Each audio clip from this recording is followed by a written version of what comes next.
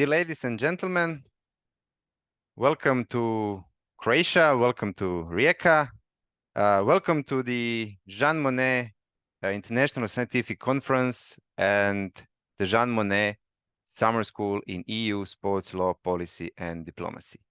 We are hosting today's event and the whole week within the seventh day of sports law, sports policy, and sports diplomacy at the Faculty of Law of University of Rijeka. Before giving a word to our esteemed guest for the introductory speeches, please allow me to introduce you, to welcome you to our country.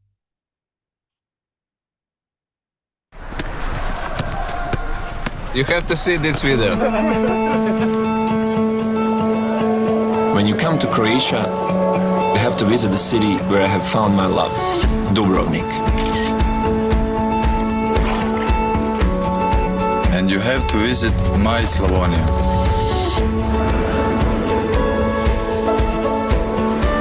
You have to visit our national parks. You have to taste our food.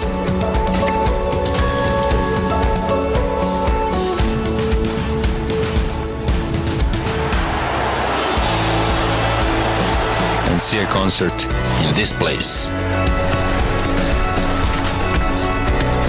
You have to learn the game in the local playground like we did.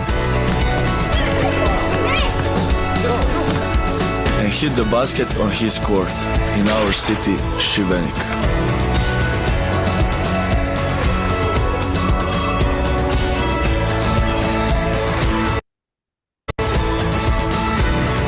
And visit one of the sunniest coastlines in Europe.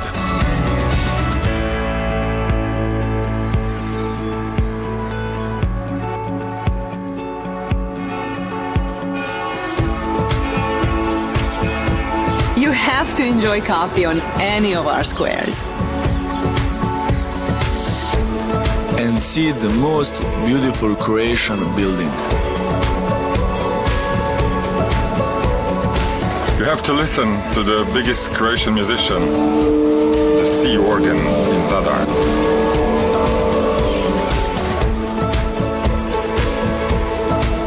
And see the great cannon fire off in my city, Zagreb.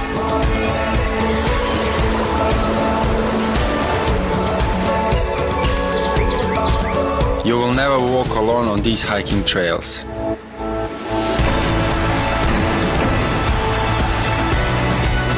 You have to party all night. Relax all day. Skate like this. Climb like that. Swim here. Cycle there. Sail everywhere.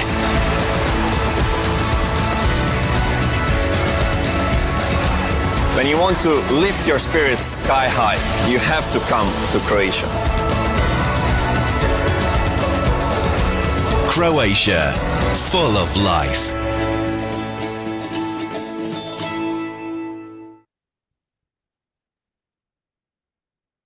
Well, yes, this is a welcoming to Croatia. Unfortunately, this year, the summer school and the conference is online, but I promise next year we will be here in person. The host is, of course, also the University of Rijeka and our Faculty of Law. And we organize this event through our Sports Law, Sports Policies and Sports Diplomacy Center and the Jean Monnet Chair in EU Sports Law, Policy and Diplomacy. And now for the opening speeches, I would firstly say a huge thank you to Madame Andrea Čović-Vidović, the head of representation, the acting head of representation of the European Commission representation in the Republic of Croatia. She is here with us. Unfortunately, she has some duties very, very soon. So I firstly pass the word to Madame Čović-Vidović. And thanks the European Commission Representation Office in Croatia for the long-standing support of all our events and conferences we do organize at the Faculty of Law in Rijeka. Madame Vidovic, the floor is yours. Thank you so much. First of all, ritually, as we do in these online sessions, just to check if you can all hear and see me. That's already a success per se sometimes. I truly congratulate the organizers and our friends from the University of Rijeka, and especially Professor Vanja Smokvina for this amazing initiative and for organizing yet another Jean Monnet EU Sports Law, Policy and Diplomacy Conference and Summer School this September. It is my true pleasure to address you on behalf of the European Commission because we do honor sports on so many levels, and it is an essential part of so many policies that we are promoting throughout Europe, but also outside of Europe. Sports is essential for our physical and psychological well-being. It is essential for our children, for their development, for their socialization. It is also essential for maintaining a healthy lifestyle throughout our lives and then burdening our individual families, but also the systems by staying well for a long time. I don't need to remind you that longevity is something that Europe, the European Union, will be facing in even more extensive numbers than we are today. So it is crucial to stay fit and healthy. And of course, there is no better way to do so other than through sports. This is the little bit that I wanted to open this conference with, which refers to the amateur sports. And I also want to share a little experience with you. Just recently, some 10 days back, I've attended, again on behalf of the European Commission, Sport Youth Games in Split, which is I can call it a festival of amateur sports. Over the past decades, it has gathered over 3 million young persons from Croatia, also Serbia, also Bosnia and Herzegovina. It's been a showcase of not only how to live healthily to our children, but also how to cooperate, how to bond, how to connect, how to talk to each other. I have also rediscovered my love of chess when I participated at this conference, as I played with a double champion of Bosnia and Herzegovina, who is, by the way, only 9 years old. We almost beat a grandmaster who was playing against these tandems. And I was looking at all the people and all the children around me, and we were all somehow, again, children through this competition, through sports, through the happy adrenaline, which sports can provide not only your body with, but also your mind with, and it can open horizons, it can open opportunities. And what I've been really impressed to see in the program that the University of Rijeka has so skillfully put together, that you are looking at professional sports, which is then an upgrade. It's a different perspective. It's also very important also in a multi-dimensional matter. And I'm really impressed that you will be discussing sports diplomacy, which is something I believe also the Croatian Ministry of Tourism Sports is initiating in the time to come. I'm also, of course, impressed that you will be dealing with the legal aspects of the European model of sports, which is only natural given the context that you are organizing the conference in. Of course, the political and economic aspects of sports are also things to be tackled, to be discussed, to be maybe grasped even better, even on a European level. So I believe the topics that your conference brings are a learning point also for the European Commission. You will be discussing the EU competition law and sports, also a very interesting subject because, of course, competition law is the core business. It's where it all started for the European Union. And to address it in yet another segment, which is sports, is also something that the Commission sees as highly laudable. So again, kudos to the organizers, and so on and so forth. The governance of sports, also something I'm sure will be an interesting discussion. And I've seen all the names that will be present here throughout your sessions. I can only say that I do wish that next year we can all gather physically and maybe try out in our amateur or maybe professional ways put this in practice and see how we're all doing in football or maybe volleyball or I don't know, swimming or chess. I've tried chess. Chess is also good. So just to conclude, I really wish you a fruitful discussion.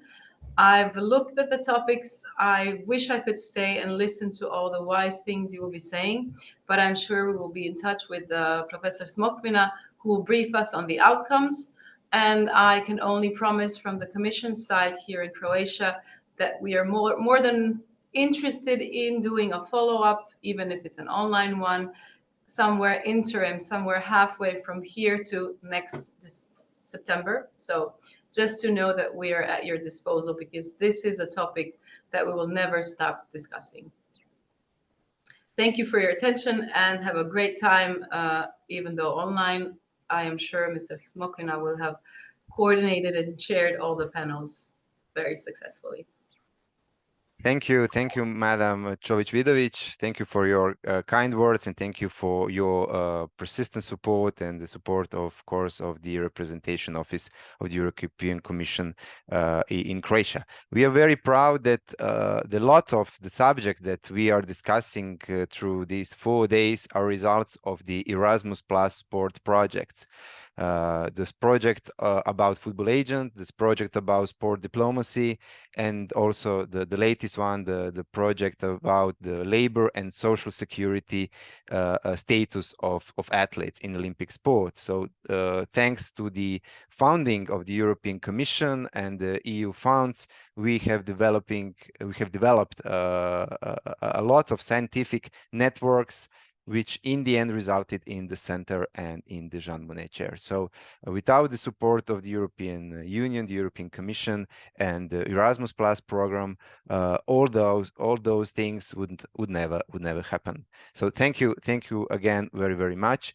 And we are extremely happy and honored that the whole event is co-organized together with the Sport and EU Association, the Center of Law and Economy of Sport from Limoges in France, and of course with the Edge Hill University. But in the name of the real host, the main organizers, the Faculty of Law of the University of Rijeka, I now pass the floor to our Dean, Professor Vesna Crnić-Gratić.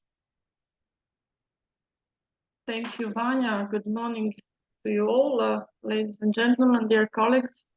Of course, it gives me a great pleasure to be able to welcome you, at least online, to the Faculty of Law at the University of Rijeka and to the scientific conference with a rather complex topic. I am, of course, grateful first and foremost to our own Professor Vanja Smokvina for making it possible and for organizing this event and for pushing forward the scientific approach to the EU sports law policy and diplomacy. And I think that our faculty is always behind him to back him up and to give him the necessary support. And furthermore, I'm also thankful to the Ministry of Tourism and Sport of the Republic of Croatia, presented here by Mr. Josip Pavić. I am grateful for their support, and of course to the EU Commission representation and Ms. Andrea Čović-Vidović, that I understand unfortunately has to leave soon. Over the years, Professor Vanja Smokvina has gathered a valuable collection, if I may say, of contacts of people dealing with similar or the same subject. And I would like to thank all the speakers for taking the time and effort to participate in today's conference and also in the summer school. I am, of course, I would be much happier if people were able to come, and I'm looking forward to next year's event when it will be in person. But having been one of the thousands of travelers stranded in the UK airports trying to get home, I kind of understand why people are not so keen on traveling these days. Allow me to mention finally an important anniversary that our faculty is celebrating this year, and that is the 50th anniversary of law studies in Rijeka. It's always nice to mark such anniversaries, especially when one has much to show in terms of teaching, in research, in students. And I think that the Faculty of Law has much to show in terms of its development. And of course, especially thanks to people like Professor Smokvina. I wish you all a very good and fruitful work, good conference, good discussions. It's always nice and it's always challenging to discuss such topics as law, as has been my topic for my entire professional life. And unfortunately, you won't be able to enjoy many of those things that were shown in the promo video, but there's always time, there's always next opportunity. Thank you very much for joining us, and again, I wish you a very good work. Thank you very much. Thank you very much, Professor Crnić-Grotić. And now I also would kindly like to invite Mr. Josip Pavić, the State Secretary of the Ministry of Tourism and Sport, to officially open this conference and the whole conference and summer school, the Jean Monnet event. Just before giving and passing the word to Mr. Pavić, you notice in the video, in the promo video, that it's an older one, but we have a ministry that is combining tourism and sport diplomacy, which is an excellent tool in promoting national values, in promoting the country, in promoting all the good and nice things we in Croatia have. Sport is being used and will be used even more thanks to the Ministry of Tourism and Sport in future. And Mr. Pavić is as one of the best ever athletes and sports person we had in our history, because for those of you that don't know, that he is an Olympic and world champion, but also he has some other numerous titles. But we are very proud and honored that we have such an elite athlete that is in charge of leading sports in our country. Mr. Pavić, please, the floor is yours. Thank you, Vanya, for these kind words. Really nice to hear them again. Today in Croatia, the kids are starting their school duties. So this is the perfect day for the summer diplomacy school. Also for us. Great subjects, great speakers. So it's a fantastic idea. Truly looking forward also to meet you in person next year, as you said. But this event is something that we need, that we are proud of organizing in Croatia with the full help of Ministry of Tourism and Sports here in Croatia. Subjects that we are dealing also the past period, something about the sports law, as the January 1st, the new Act on Sports is in charge in Croatia, the sports diplomacy. You have seen also in this promotional video that we are using our athletes as truly the best ambassadors of the Croatia in the world. So we are going now to put it in some legal frame also to start dealing more formally with the sports diplomacy. And you have chosen this subject that really are truly impressive, and speakers also are going to do, I'm sure, the great job.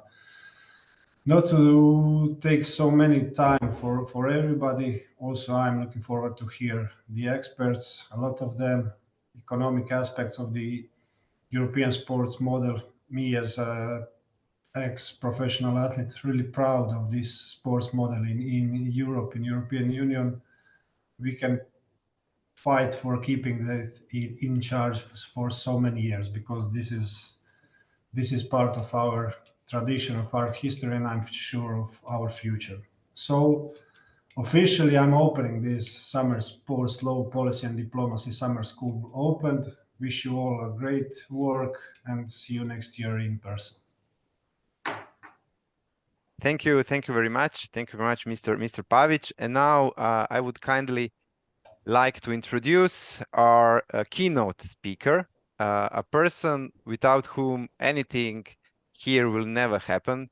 Professor Richard Parrish from the Edge Hill University in the United Kingdom, who will later on chair the first panel about football agents, but he will now give a short keynote speech about the Court of Justice of the European Union and sports and football law cases. Professor Parrish, please, the floor is yours.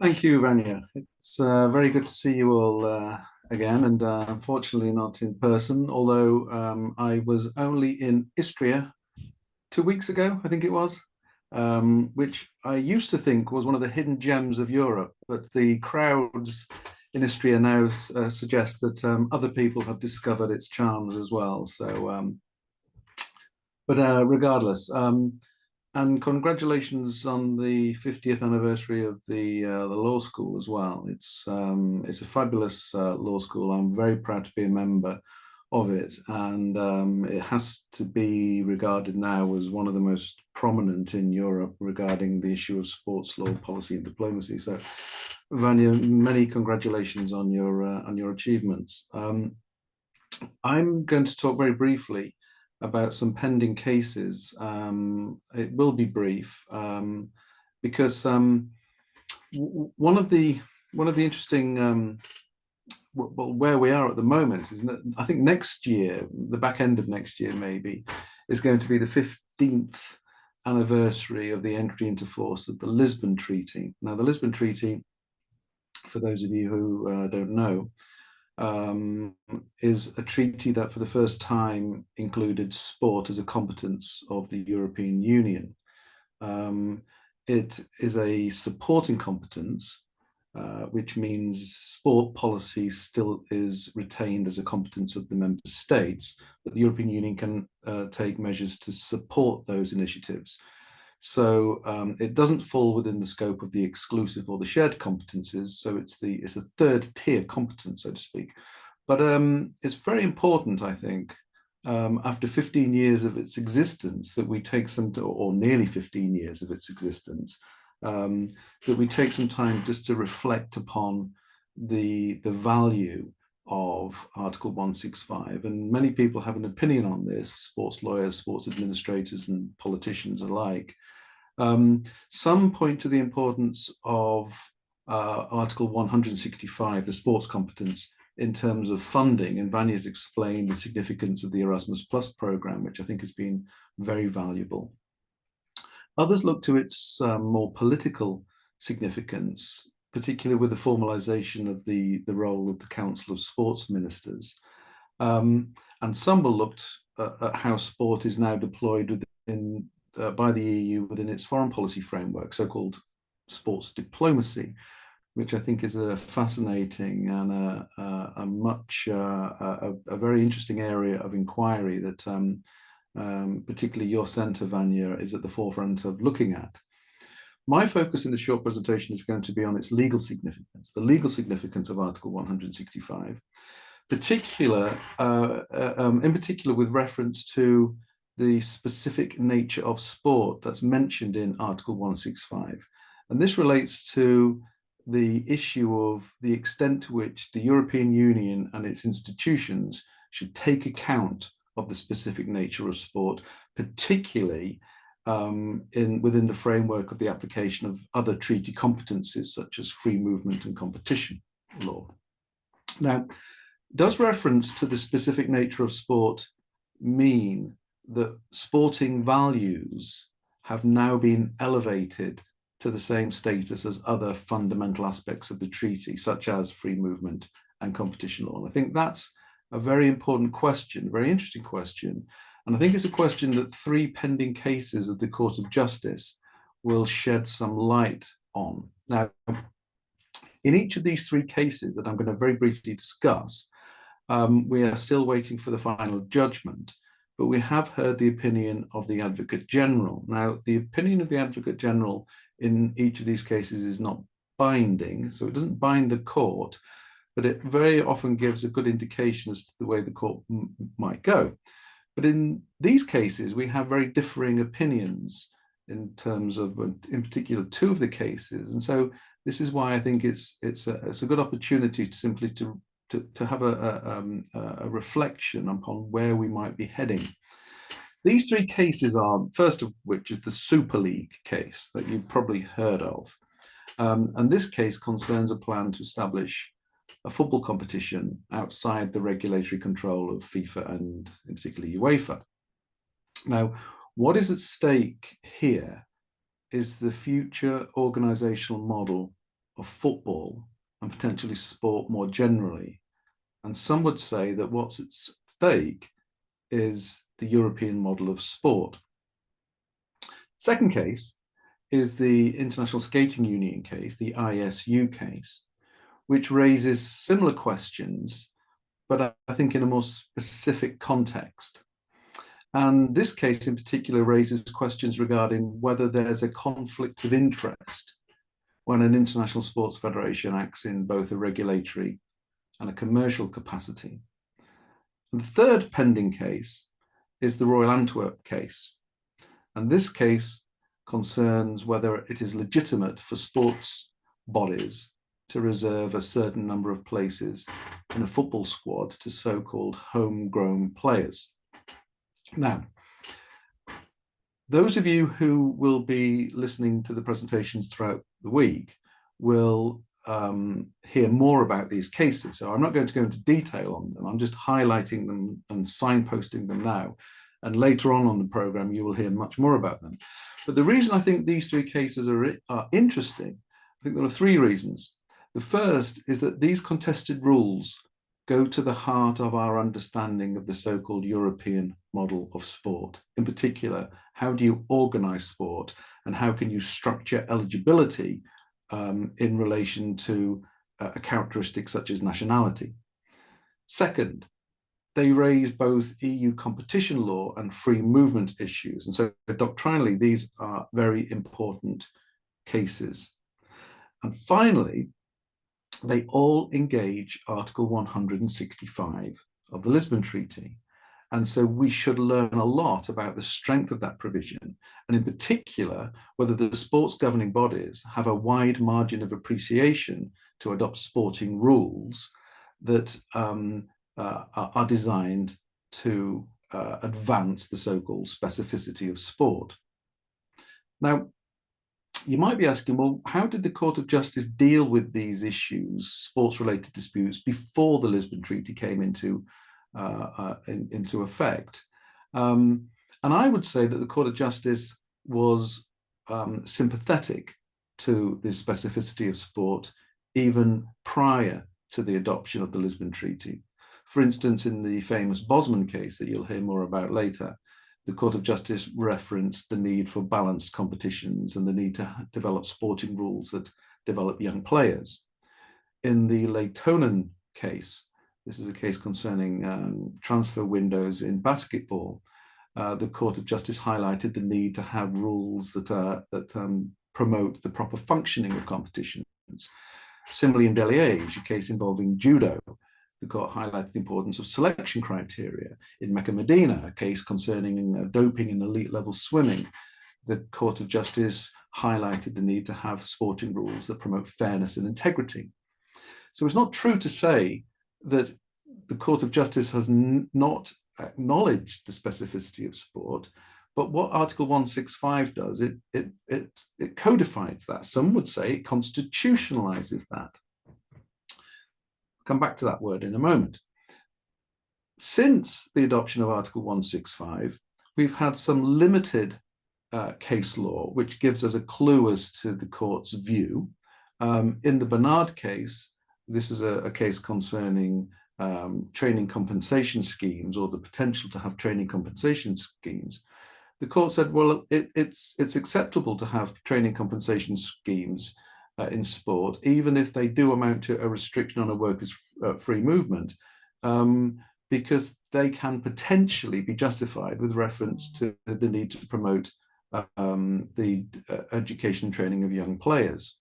And the court went on to say that its view was corroborated by the existence of Article 165, which means its view is supported by. So Article 165 didn't require or didn't determine that that was going to be the court's view, but it strengthened the court's existing interpretation.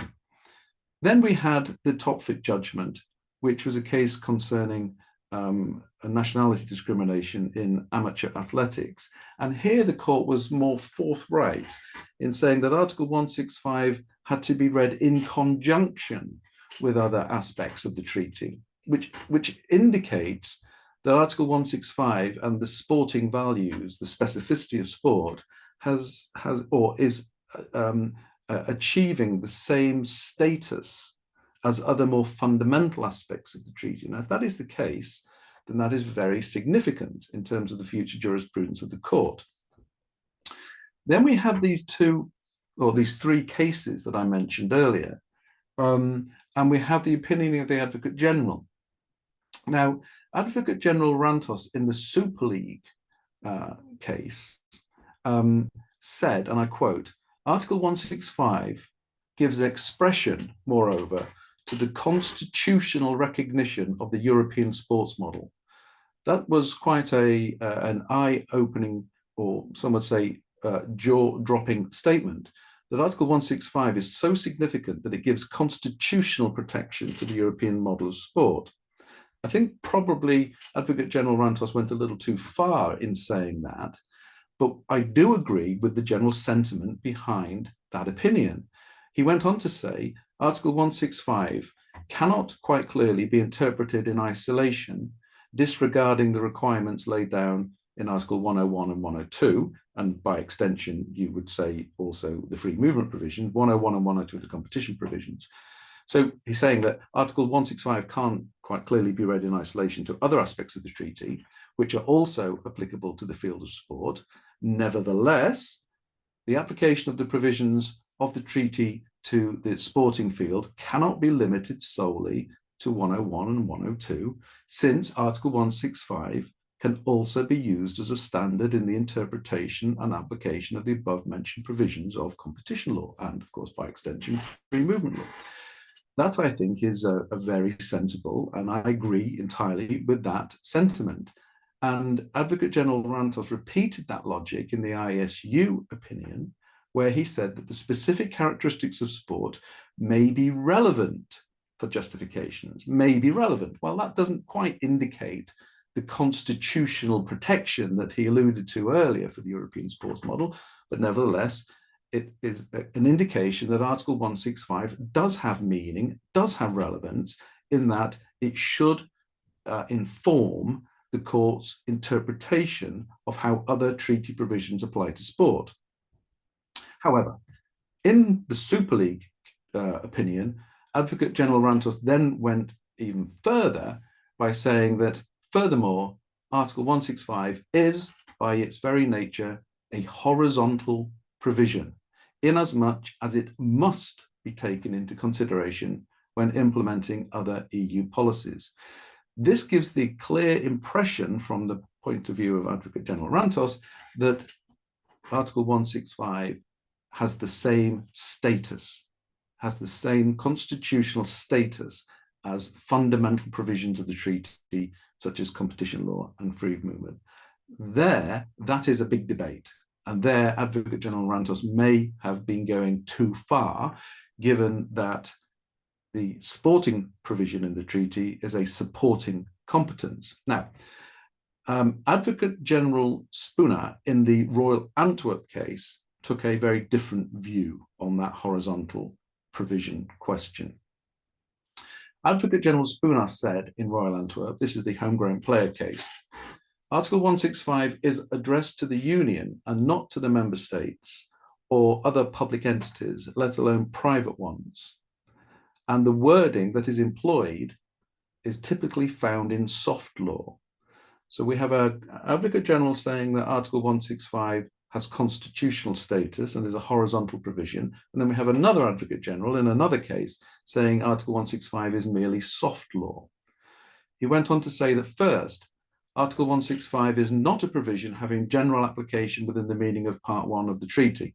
And in a footnote to the opinion, He goes on, such privilege is reserved for issues evidently considered more important by the masters of the treaties, such as, to state a few examples, non-discrimination, the environment, consumer protection, or data protection. So sport is not as important as other aspects of the treaty, therefore cannot have the same status, therefore cannot be regarded as a horizontal obligation clause. And then in a quite a startling sentence, Advocate General Spooner in the Antwerp case said, UEFA and the Belgian Football Federation cannot obtain a blank check for the purpose of restrictions on the fundamental freedom of Article 45 by reference to Article 165. So Article 165, the Advocate General saying, is not a get out of jail free card. He went on, restrictions of this fundamental freedom by entities such as UEFA must be appraised like all other restrictions according to standard principles. So we have a tale of two opinions.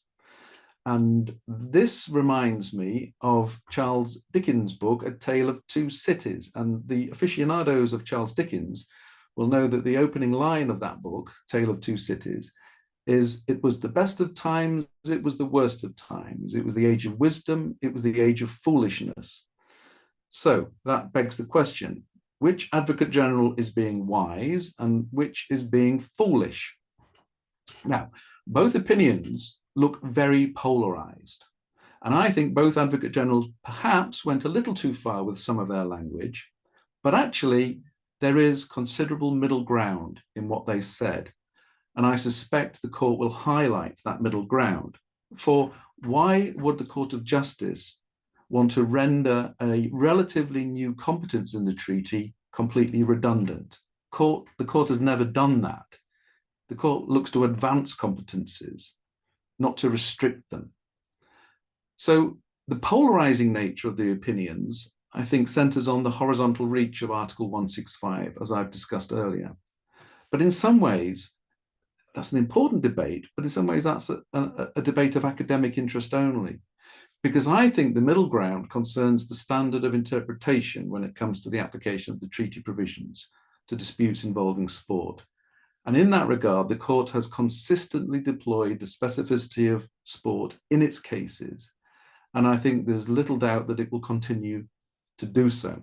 My final point is that there's a fourth pending case which concerns the challenge to FIFA's football agent regulations, which of course is the subject of our discussion that's going to, our panel discussion that we're going to have in a moment. What I think is interesting about this case is, does Article 165 have a role to play in the FIFA football agents case? Or does that case simply concern the regulation of pure economic activity as opposed to sporting activity? And I think that's perhaps something that might be teased out in the next session. So thank you for that, Vanya. I hope I didn't go on a little bit too long, and I'll pass back to you. Thank you, Richard. Well, you took some time, but it's important because as a keynote, as introduction speeches, it was important to make a whole presentation of this really interesting topic, and it was impossible to speak about that in 5 or 10 minutes, but it was really a great intro. So I will now give 5 minutes for the first panelist to prepare for you for the chair, and see you in 5 minutes. Thank you.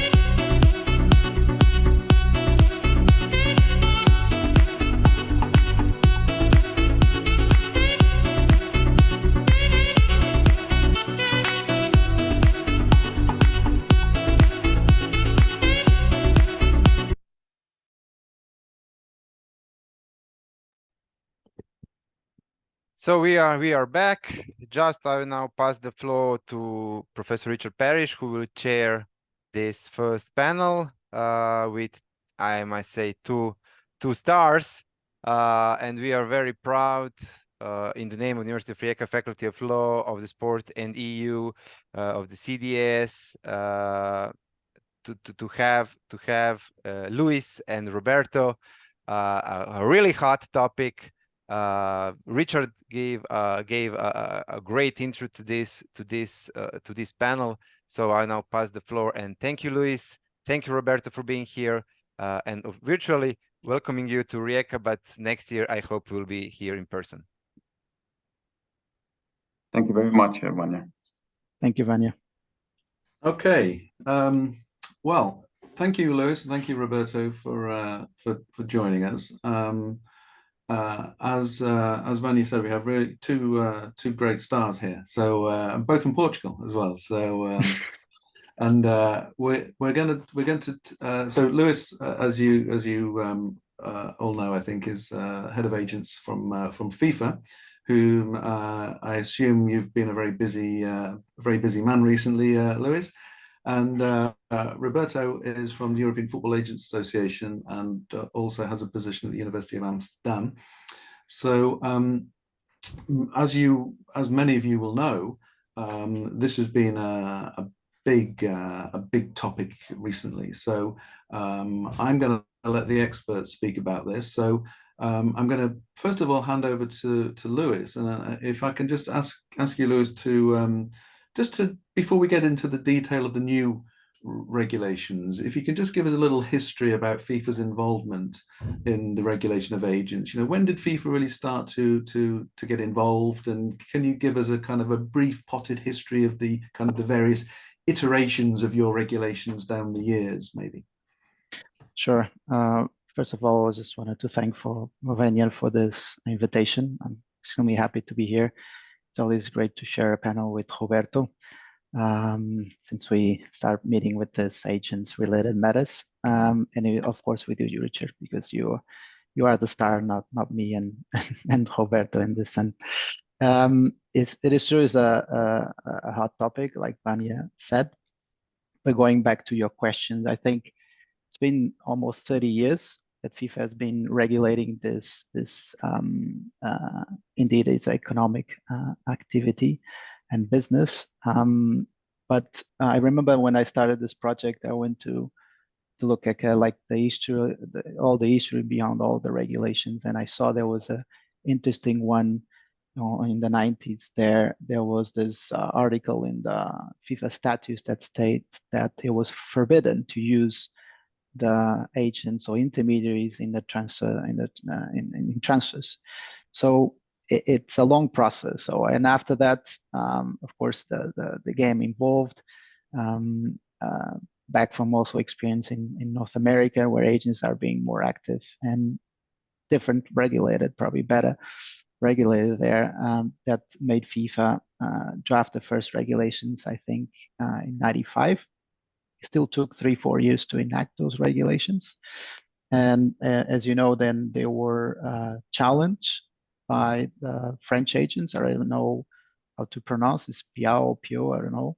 But he basically challenged the FIFA regulations, and probably it's the only jurisprudence we have at the moment connected with these regulations. And the first regulation in 95 was quite not that different from what we have now. So meaning we have a licensing system, conflict of rules, provisions, some rules, less rules about payments, background checks. So kind of like a normal licensing system was in place, where the license was issued, so it was a FIFA license at that time. Then because of all these objections that were made, and also from the case we had with the European Court of Justice, then FIFA decided to change in 2001 these new regulations to basically to change a bit, to approach not that the license was in place. And of course, there was the issue of the license would come from the member association instead of the FIFA previous in 1995. Then another regulations were enacted in 2008, and here the difference was also connected with the time period of the license that will basically would elapse. They had to take another exam to keep the license. And finally, we have the last two. It's 2015, with completely switch of approach to more liberalized market, to delegate the function of regulating intermediaries or agents to the member associations. And now we have currently the FIFA football agent regulations, where I think it's where we go way more in detail and see what was the issues that happened over the past 6-7 years. To put it in there. So it's just a really short summary. If everyone is watching, of course, read the Paris report, which is way more detailed and interesting than me still speaking here at the moment. Thank you, Lewis. And so you mentioned there the deregulation in 2015, and then the decision to move back to a more sort of regulation model, if we can call it that. What was wrong with that deregulation, or what was wrong with the regulations on working with intermediaries that made FIFA want to go back to a more sort of robust system? I think it was basically a research that we had across the different stakeholders, but also our own experience on dealing with those issues. We could see that mainly the objectives that was both agreed between the European Commission, FIFA, and UEFA were not being achieved. And seeing the increase of agents' fees, seeing the training rewards and the solidarity were stalled, and then we see the increase of agent fees, a lot of increase of also transfer fees, number of transfers going up also. So those objectives that were agreed by the European Commission, so the protection of contract stability, protection of players, including minors, the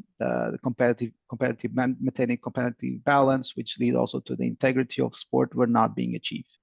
So based on all those data and then also empirical evidence that we had, there was the need to create a more robust system.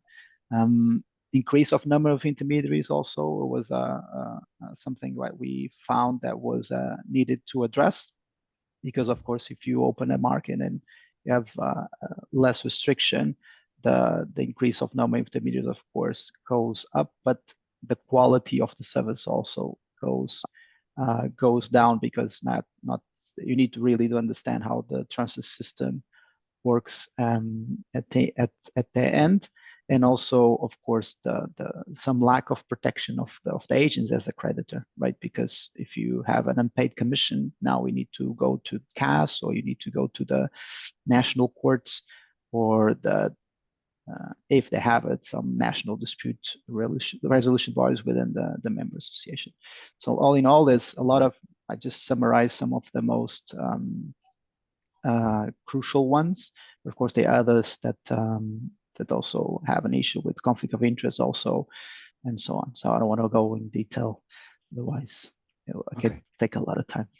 Okay, thank you. Roberto, Lewis mentioned the PL judgment of the court, and one of the reasons why FIFA, the legitimacy, I guess, of FIFA's regulation was approved by the court when that challenge came, was because there was an absence of a collective representation of agents. And now we have the European Football Agents Association, of which you are an important part. So maybe you can tell us about the evolution of that organization and what it does and how it represents agents, and what your view has been in terms of the trajectory of these regulations that Lewis has just charted. Thank you very much, Richard. Lewis, obviously, thank you. Good to see you again. Vanya, thanks for organizing this. Professional and very interesting as always. Richard, to go into your question, indeed, the PL case was a triggering element for the creation of AFA. Just let me give you a short background. I was involved in the beginning of 2000 starting and concretely starting with some projects in the European Union in 2002, basically dealing with a very critical research on the transfer regulations, and more precisely focusing on the consequential use of fixed-term contracts, consecutive fixed-term contracts in professional football. In many EU nations, there was a limitation on the consecutive use of fixed-term contracts.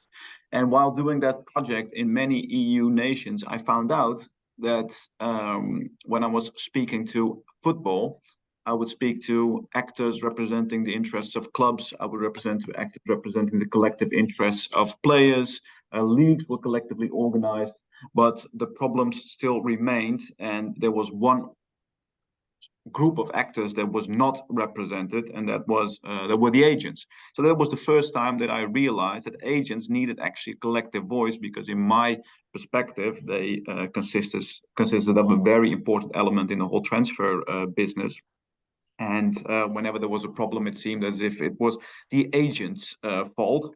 So I thought, why not create this collective body and see if we can channel this voice and promote more professionalism and cohesion amongst agents in Europe. That was the first intention.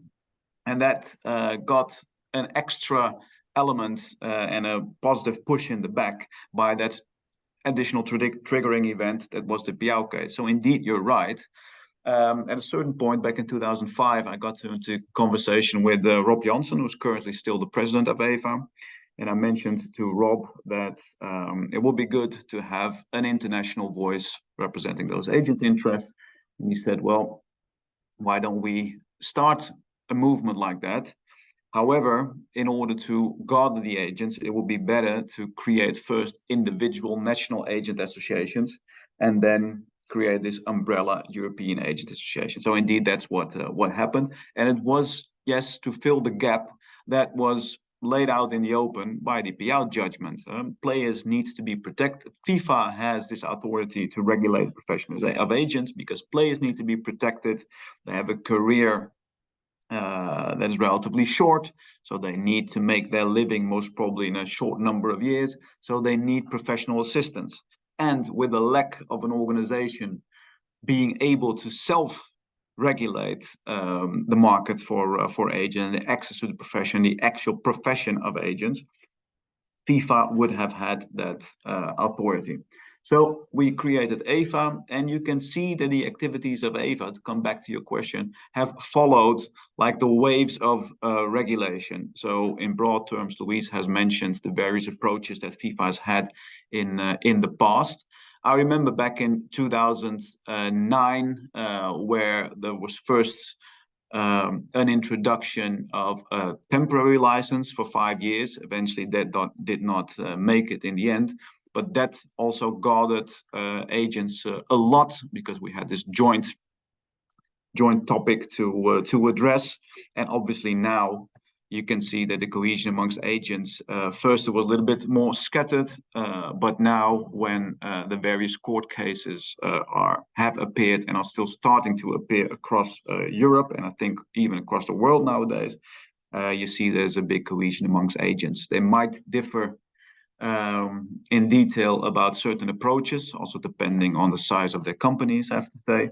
But in essence, I believe that the majority of agents are now looking for, a prevention of the introduction of the current regulations, or at least an alternative to these regulations. So that is the clear connection between FIFA's activities and regulation and the answers that agents are providing in that sense. Okay, thank you. So we're going to move to look at the content of the new regulations in a moment, but just while you're on, Roberto, so is it fair to say that EFA, because there is some conflict at the moment over the current regulations, is it fair to say that EFA are not questioning the legitimacy of FIFA to adopt regulations, but that you want to be part of the process? Because Piau was questioning FIFA's legitimacy to regulate an economic activity such as the provision of agent services. So what's your view on that? Well, I've been listening to what you have been mentioning about the current cases that leave the definition and scope of the regulatory activities of sports governing bodies in professional sports.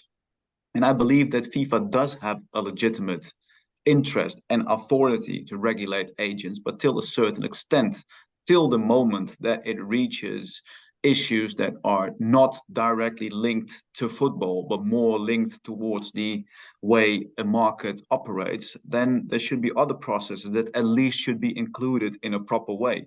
So that's what I'm saying is there is a legitimacy, but there's also a limit to that legitimacy. And when you cross that limit, the least you can do is involve other stakeholders in it in order to safeguard a proper implementation to the market of a set of rules. But we will come to that later, I would assume, Richard. Okay, all right. So let's turn to the new regulations. That some of them have been implemented, and others are very soon, I believe.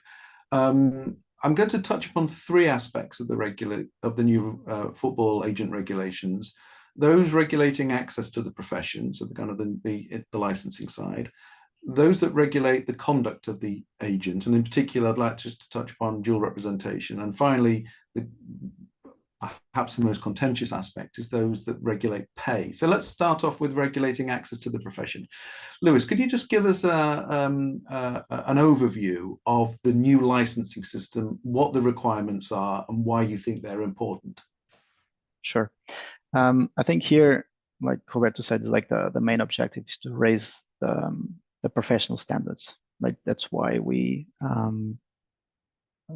create again this licensing system to address the issues that we found. There was an increase of intermediaries with the lack of professionalism in that sense. So that's why we introduced not only the licensing system, but also a continuing professional development that every agent needs to comply with to keep their license yearly. So basically, the licensing system, it's kind of like a four or five step approach. So you just apply through, everything is digital. So you apply through the agent platform. You need to comply with certain eligibility requirements. So this is, I feel it's like a development, what we had before to call the impeccable reputation, which for me is always difficult to, what is impeccable reputation, to try to be more concrete and objective in terms of what is impeccable reputation. So we call it the eligibility requirements. And if those eligibility requirements are met, there's no issue. Then, of course, that individual can and shall take the exam, selecting one of the 211 member associations. And finally, if they pass the exam, I won't go in detail, but it's mostly on the FIFA regulations, the RSTP, the football regulation, the FIFA statutes, and so on, which is a multiple choice exam, web exam. You just need to take your laptop. It will take place in around 2 weeks' time. And you see already some, which is also good for us to see such a support for everyone that wishes to become licensed. The first exam we had around 7,000. Now we have 10,000 individuals wanted to become a football agent. So it's also a sign that there is support to anyone that wishes to become a football agent. And then after you comply, if you pass the exam to get this 75% pass mark, then you ask to pay an annual fee to FIFA of $600 annually, and then you become a football agent license. But once we become, then you need to comply with certain education requirements. What I mean by that is FIFA will make available a e-learning platform to every agent license to comply with a certain number of credits. And those credits are obtained by taking those e-learning courses. It's like, I don't want to make a publicity bit, like a e-learning, like a LinkedIn Learning or Coursera, where you go there and then there are different topics that we make available, and certain courses have a certain number of credits. So each agent needs to compile 20 credits annually to to keep their license every year. So, like I said, this is mostly to address the issue of having an increase of number of intermediaries with the lack of professionalism, and where the objective is, of course, to raise the professional and ethical standards for the occupation of agents. Okay, and does everyone have to take that, or are there any exemptions, or is it a blanket? There's no exemption, so everyone that wishes to provide full agent services, as we define in the regulations, need to take the exam, so basically need to be licensed by FIFA. Okay, so Roberto, what do you your AFA and your national affiliates think of that system? Well, in essence, we believe that it's a very good system. In general, the fundamental issue of regulating a profession and including a certain limitation to the access of the profession in order to safeguard professionalism, we can only applaud and welcome that, obviously. I think, well, despite of the criticism that you hear here and there, that the current methodology that FIFA is undertaking to carry out that examination and the materials that are necessary to study, yeah, I believe that it is the way you should do it, actually, because otherwise it'd be very difficult to come up with a very much more individualistic approach. So these multiple choice questions, I think it does reflect a proper way to test some knowledge. We do have some criticism, obviously, in relation to who has to do the examination. Although we do understand that there must be a certain threshold who to allow or not to allow. The main issue there, Richard, is that the agents that had a license prior to 2015, when this deregulation that you mentioned before entered into force, there were agents that had a license before 2015 and they are exempt to the examination, and all agents after 2015 have to carry out such an examination in order to be able to be active in the market that they've actually been active in since 2015 already. So you can imagine that agents that have been working for 8 years in this industry and have been successful in establishing their businesses now relatively in a short time period have to study all that material and do the examination. The idea of examination is not a problem, but the pressure on these individuals is really, really high, and the risk of not obtaining a license is also very high, because if you don't get a license, you're actually not able to carry out football agent services, and by that you have a very strong possibility, a big possibility that your business will suffer a lot. So in that sense, we have a bit of concern, but in essence, we believe that this system is okay. Also, in terms of education, ongoing education is also very relevant, we would assume. I would like to learn from Luis also if the accreditation system would also be open for other institutions to provide courses that will be checked by FIFA, and then obviously will also lead to some accreditations to agents. And yes, obviously, in general, I can't be. I do have to be a little bit critical also due to the debate and the discussion that we could have. If there's one organization regulating agents, having a tribunal in relation to agents in case of agent conflicts, but also creating its own education and asking $600,000, which I assume if we're talking about 17,000 agents now wanting to apply and want to become an agent, well, quick calculation, I think we're talking about millions there. It should be a little bit more open than one organization having all the courts in its own hand when regulating such a profession. But I'm sure Luis has a different view on that. Luis, do you want to come back on that? I mean, a couple of points there. I think one about the provider of the training. Is there a market for the provision of these continuing development programs?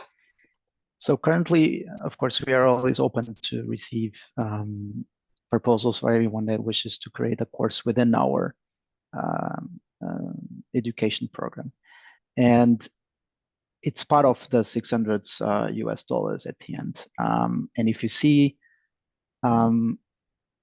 see what happens now with intermediaries, where each intermediate needs to register in each federation and pay that annual fee to different federations, I believe it's quite a decent amount to have it and to charge it, because at the end this will grant access to the Asian chamber because it will be for free.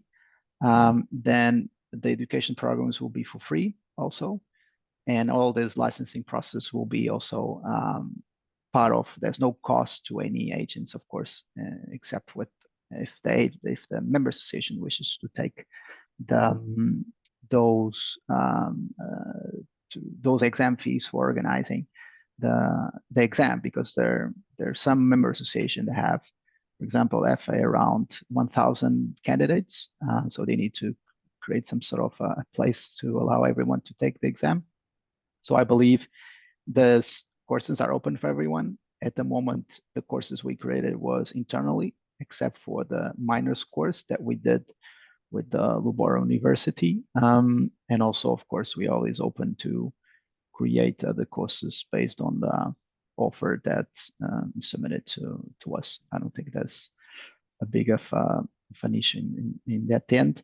But again, I see Roberto's point on that you raise, but I'm happy that the court in Netherlands ruling all forever saying there was absolutely no problem whatsoever in having a licensing system where intermediaries who take the exam can still provide other services that are not regulated by FIFA and should be not really regulated by FIFA. That are the other services. We just regulate the economic activity of an agent that has an impact in the transfer system and nothing else. And this is the rule of any regulator to any when that power that was granted by the European Commission to FIFA provides. So if there's any economic activity that affects the transfer system, FIFA should regulate, and that happened in the past with the TPO, now with agents. I'm pretty sure there are others that will come up through the years because this transfer system is always evolving as we speak. Okay, I'm looking at the time, and I'm mindful that I need to move on. So let's move on to the question of who agents can represent, because of course agents not only traditionally have represented players, they've also represented clubs, and they've also represented both in the same transaction. And so how do the new regulations navigate that kind of complexity? Lewis, sorry. Yep, sure. Sorry for talking too much. When we invite two Portuguese, it's just what happens. The representation. So during the consultation process, there were different modalities that we addressed. We look at the US, where only US sports, where only players are represented by agents, no clubs are represented. So we look at that option. We look at what we have now, multiple representation. So there's basically no conflict of interest, apparently, and then everyone can represent in the three parties in a transaction. So the different modalities that were discussed during the consultation process. So what was agreed, and then what was, probably it's better to say, what was the consensus among everyone was to have a principle, which is one client, one agent. But then, like in any principle, there are exceptions. And the exception is when you act on behalf of the engaging club and the player. So basically, if you represent a releasing club, you cannot act on behalf of any other parties in that transfer. So like I said, this is a bit of a compromise if you want to hear my personal opinion, but doesn't matter much because I don't approve the regulations. I believe that should be one client, one agent principle across the transfer system reform. But that's why the consultation process is there, to hear other people's opinions, see how the system works, and how can we create a better system by providing strict rules of representation. And that was what was found a consensus among everyone. Although I believe that some agents, probably not all, but some agents believe that the multiple representation is still something that should be implemented, although there is, in my opinion, a huge conflict of interest if you represent 3 parties at the same time, for example. Okay, thank you. So Roberto, the new regulations, as we've just heard, limit who an agent can represent, with a limited exception that Lewis has just explained. Is that something that you can live with, you're happy with, or what's your view on that? Well, the view is that it's far away from the current reality, and obviously, if you look to avoid certain issues, and Lewis mentioned the objectives in his introduction, and if you intend to limit certain issues and have certain objectives to reach, then we believe that the introduction of this limitation on representation does not reach those objectives, and it's so far from the current reality that what we see now is clubs and agents and players desperately trying to work their way around this, because it's just not what they were used to. I will give you a very simple example that has led to a lot of frustration and many transfers now being delayed or already leading to conflicts before the player has actually even set foot on the pitch. An agent represents a player. There's a collaboration between the agent and the engaging club, which is something that's now also allowed in the current regulations. But when you negotiate a contract, a club and an agent, they sit together around the table and then make it a joint project, that player. Why? Because the club wants to maintain control, in the sense of the career of the player till a certain extent, by signing a multi-annual contract, multi-year contract, and then obviously selling the player, if it is a club that's going to sell to a bigger club, obviously selling the player at the best moment in time that they will have the best commercial profit out of it, because we need to realize that many clubs are trade houses nowadays, and we're not looking at the logo anymore, but we're looking at the club as a trade house. So that is the intention of the club. So what does the club want? The club wants a certain collaboration with the agent and the player to really define it as a joint project. Then the club says to the agent, so we want to have the player here for amount of X years before we sell the player. So we want you also to assist us in keeping the player here and keeping the player happy. So if the player leaves, first you negotiate, let's say, a 5-year contract. We will pay you an annual amount of commission. But if the player leaves after 3 years and it's with our consent and the player has been happy here, we would like to give you a bonus. Yeah, and that bonus is actually giving for bringing the player and keeping the player there. But that bonus has been translated to be paid at the moment that the player leaves the club. Now, there has been, due to the regulations on the states and transfer of players, a limitation of giving the agent a percentage of the transfer fee that the club generates with that player. So that possibility is gone. So what did clubs say now? They said, okay, instead of giving you that percentage, because it's not allowed under the regulations, we will appoint you as the agent of the club to collaborate with us in finding the best solution for the player. In my opinion, that's perfectly plausible.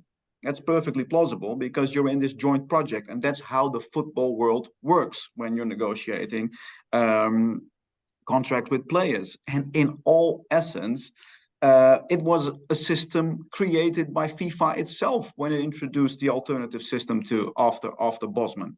Players need to be sold before the end of the contract in order to make money for the clubs. So agents are a part of the policies of the clubs in that sense. So the clubs wanted themselves. But what happens now? So the commodity issue of players being a commodity, is basically created by the transfer system itself, not by agents. But what happens now, due to the limitation on the dual representation, clubs are saying, oh, we are very much willing to still give you that bonus if the player still remains here and if you will assist us in getting the best deal when the player leaves. But you have to take into consideration that if you represent the player now, due to the limitation on dual representation, you can't represent the player anymore when we sell the player. So it is a weird situation on the negotiation table. So what are you going to tell your player in the situations where I am present at negotiations or consulting my clients and members in transfers? You know, I'm saying, okay, so I see this healthy contractual relationship between a player and an agent. And then I see this healthy contractual relationship between an agent and a club. And I see the player being aware of what's going on. But then I have to tell the player, your agent needs to leave you in order to make his business as profitable as possible. But he also has some fiduciary duties. It just doesn't work at the negotiation table. What happens next, and I think that is something that FIFA really wants to avoid, is that parties are going to look for alternatives. You know, I will never look for alternatives that are against the laws or against the regulations, but we are in this safe jacket. You know, I can't do anything. So you need to find a way to get out and get the result that every party wants in those negotiations. So it's not necessarily something to be against the regulations, or not necessarily the limitation of potential conflicts of issues or payments under the table that we don't believe should not be avoided, because we want to avoid that. But it needs to be a realistic situation. You can't ruin negotiations like that are being ruined now. I'm telling you seriously, this is a very big problem at the moment. Okay, with the eye on the time, I'm going to have one more question, which is, I guess, the big one, so we can't avoid it. It's the issue of the regulation of pay and the fee cap. So, Lewis, could you just explain what that is and why that's been introduced? Sure. So the cap basically evolved a little bit. So it's at the moment, the way we're adopted, we're not in the same way was in when the principles were approved in October 2019. So now, if you are an agent and represent a releasing club, then you will be entitled to 10% of the transfer compensation. And here transfer compensation is already defined in our STP, but also excludes some elements that usually are part of the transfer compensation, which is the sell-on fee, or any compensation for breach. So if you act on behalf of the releasing club, so we're entitled to 10%.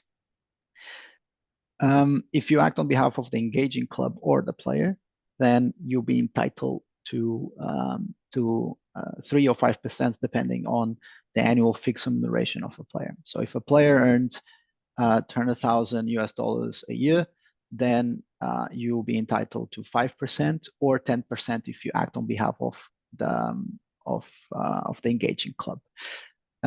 If your player or you acting on behalf of the engaging club, then here is 3% or 6%, depending on the dual representation, of the excess of $200,000 per year. So if a player earns, for sake of example, I'm an agent, represent Roberto as a football player.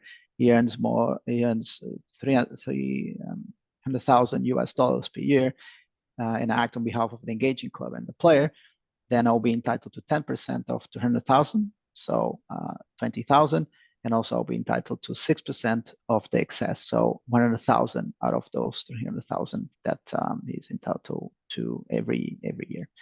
And here the objectives, like I said before, is to protect the contract stability. Could you see the increase of an engineering of transfers, increase of agents' fees, to also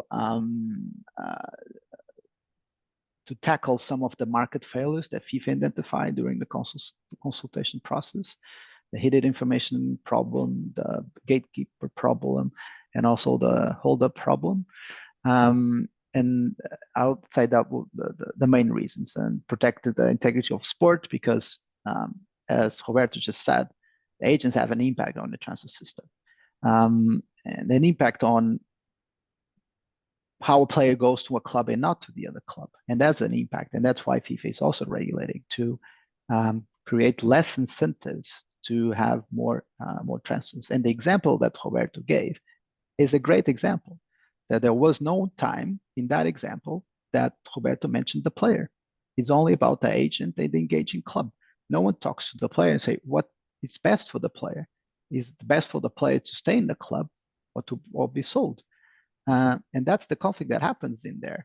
So if the agent representing the engaging club and the releasing club at the same time, because at the end it will be the futures releasing club, no one talking about the player. And that's the other objective we have connected with the cap, is to protect also the player, because probably is completely outside. It doesn't really know what's happening. And it's exactly what we want to prevent. And this is why I keep saying that every provisions are connected to itself. So that's why this limit of multiple representation is connected with the cap.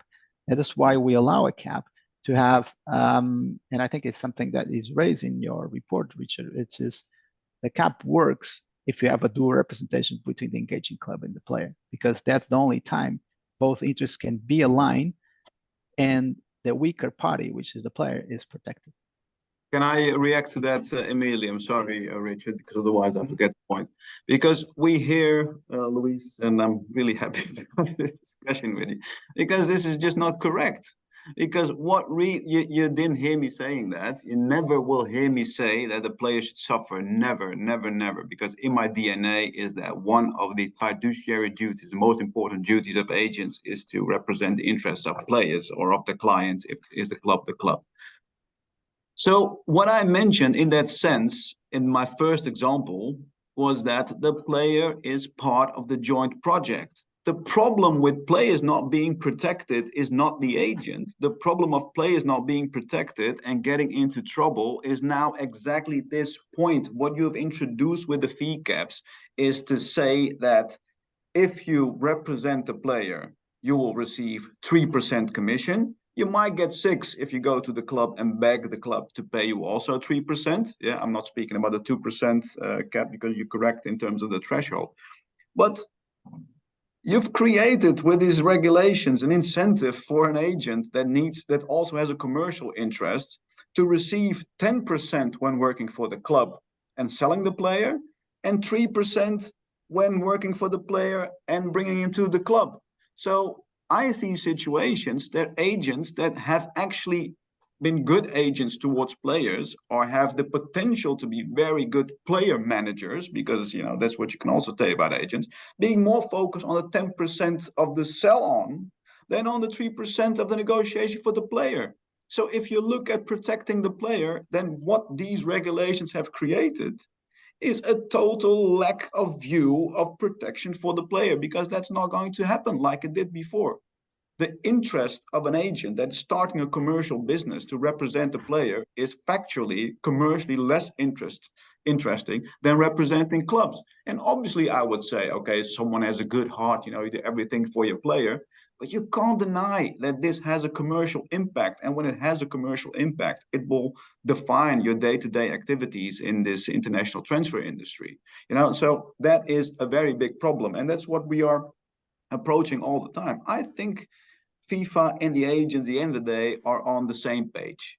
I understand that if you look at discrepancies between payments, of clubs to agents, some are totally crazy. And Luis, we've discussed that in the past. If agents are making 40 million in one transaction and they're making more than the player in 5 years' time, or making more than the selling club, I do agree with you. Sometimes these issues are way out of there and should be regulated in a proper way.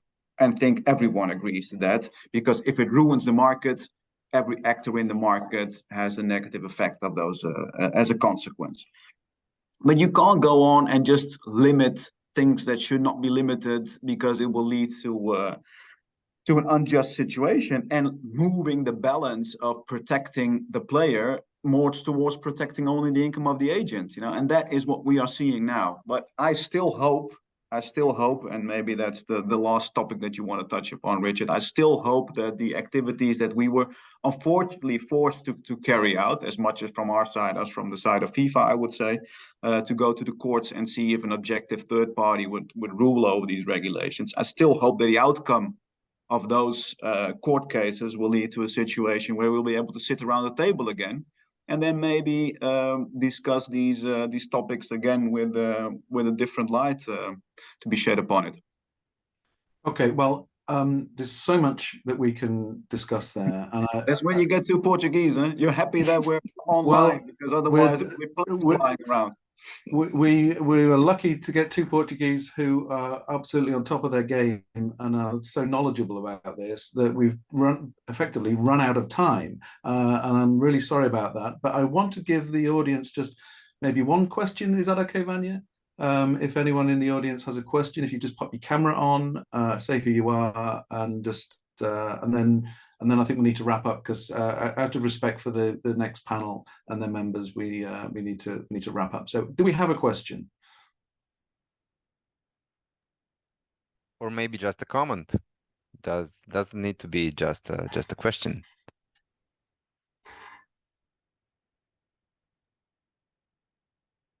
No. We were extremely clear. Or they're just afraid, Luis, is also possible. Exactly. Well, maybe then I could just ask you to very briefly, if you can keep it brief. At the moment, there's a number of challenges going on to the regulations across Europe. Could you just update us as to where we are with those challenges?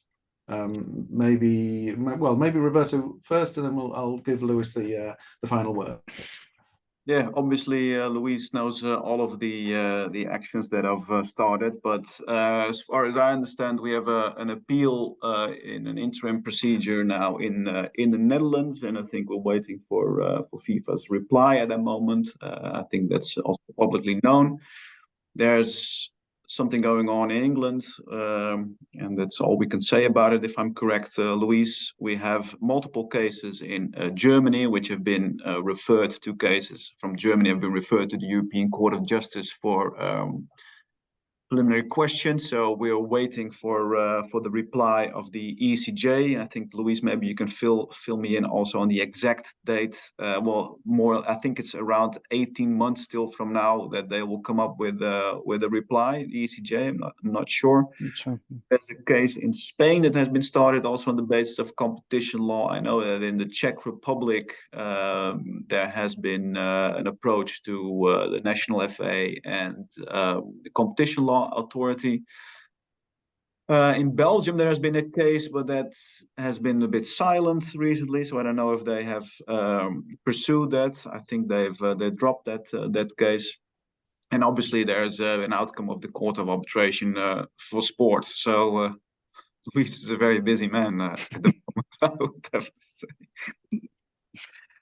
No, I think Roberto summarized everything. The only point I wanted to raise is most of the cases are called the preliminary injunctions, right? To try to prevent the implementation that hopefully will happen in 3 weeks' time, around that, which means that the only decision that went into depth and to analyze the objectives, if it's adequate, is proportionate, is the Court of Arbitration for Sport, and the award is available to everyone, and you see the result. So in that sense, we're happy that an external independent court state that the regulations were legal. So we now need to wait for the outcome of the rest of the cases, and hopefully this will end probably not soon. We know how European institutions take their time to make those decisions. We probably need to wait. And in the meantime, I need to have time to organize the exam on the 20th of September in between all those cases. But I think it will be fine. And good luck. I don't know if someone is watching and want to take the exam. Good luck. It won't be difficult, I would say. Okay, so I feel that we've kind of scratched just scratched the surface with this topic, but I mean, it's been absolutely brilliant. And I think we're very fortunate to have two wonderful speakers. So thank you so much. I can see your hand up, Vanya. Yeah, So I'm going to hand back over to you. Thank you, Richard. Thank you for chairing this extraordinary panel. Thank you, Luis, and thank you, Roberto. And my latest question and comment, just very shortly, as lawyers, as experienced sports lawyers, last year and this year, and maybe next year, will be extremely important for all of us that do have interest in sports law. Are you happy that actually all those cases before the Court of Justice will probably result in a kind of a legal framework that we can rely in future?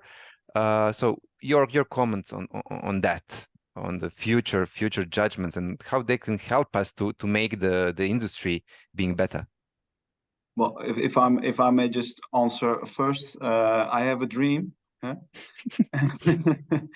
And I think indeed that these recent cases, and also as summarized, the other cases as summarized by Richard in his introduction just prior to our talk, lead to a very, very exciting legal framework and landscape at the moment.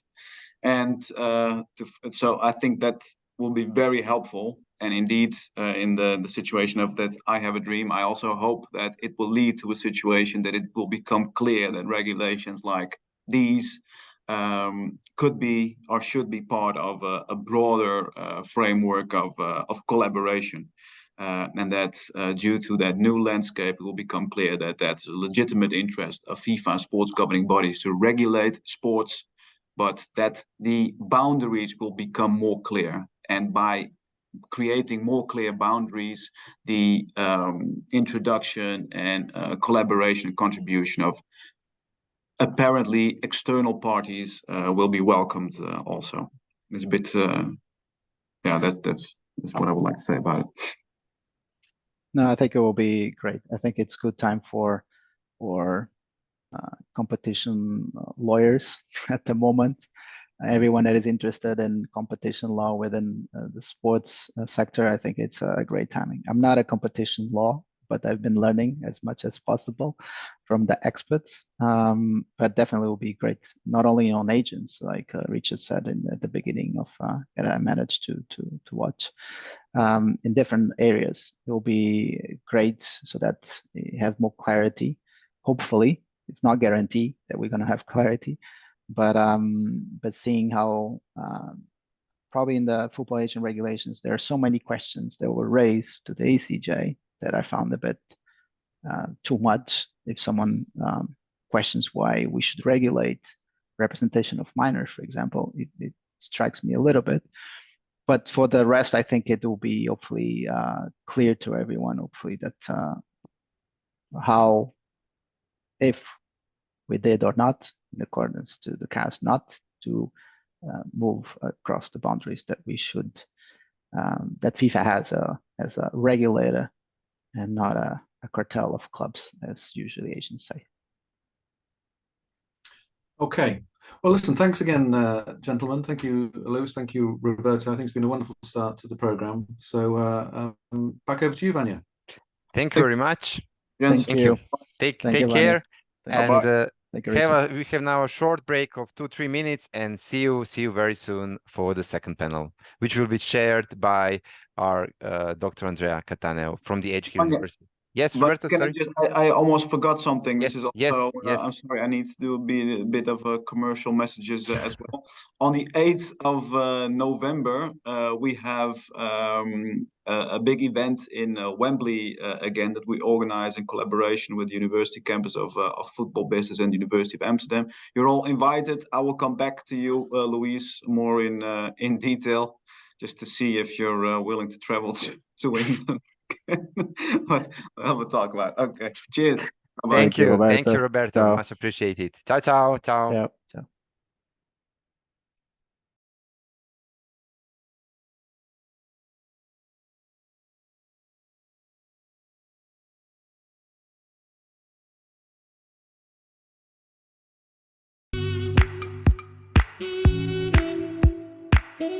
Ciao.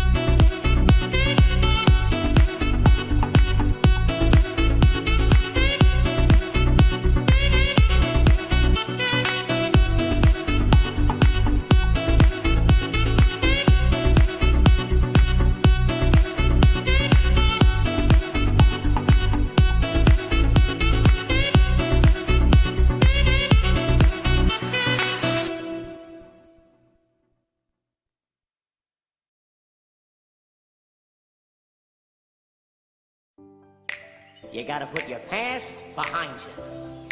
Look, kid, bad things happen, and you can't do anything about it, right? Wrong! When the world turns its back on you, you turn your back on them. Well, that's not what I was told. Then maybe you need a new lesson. Repeat after me.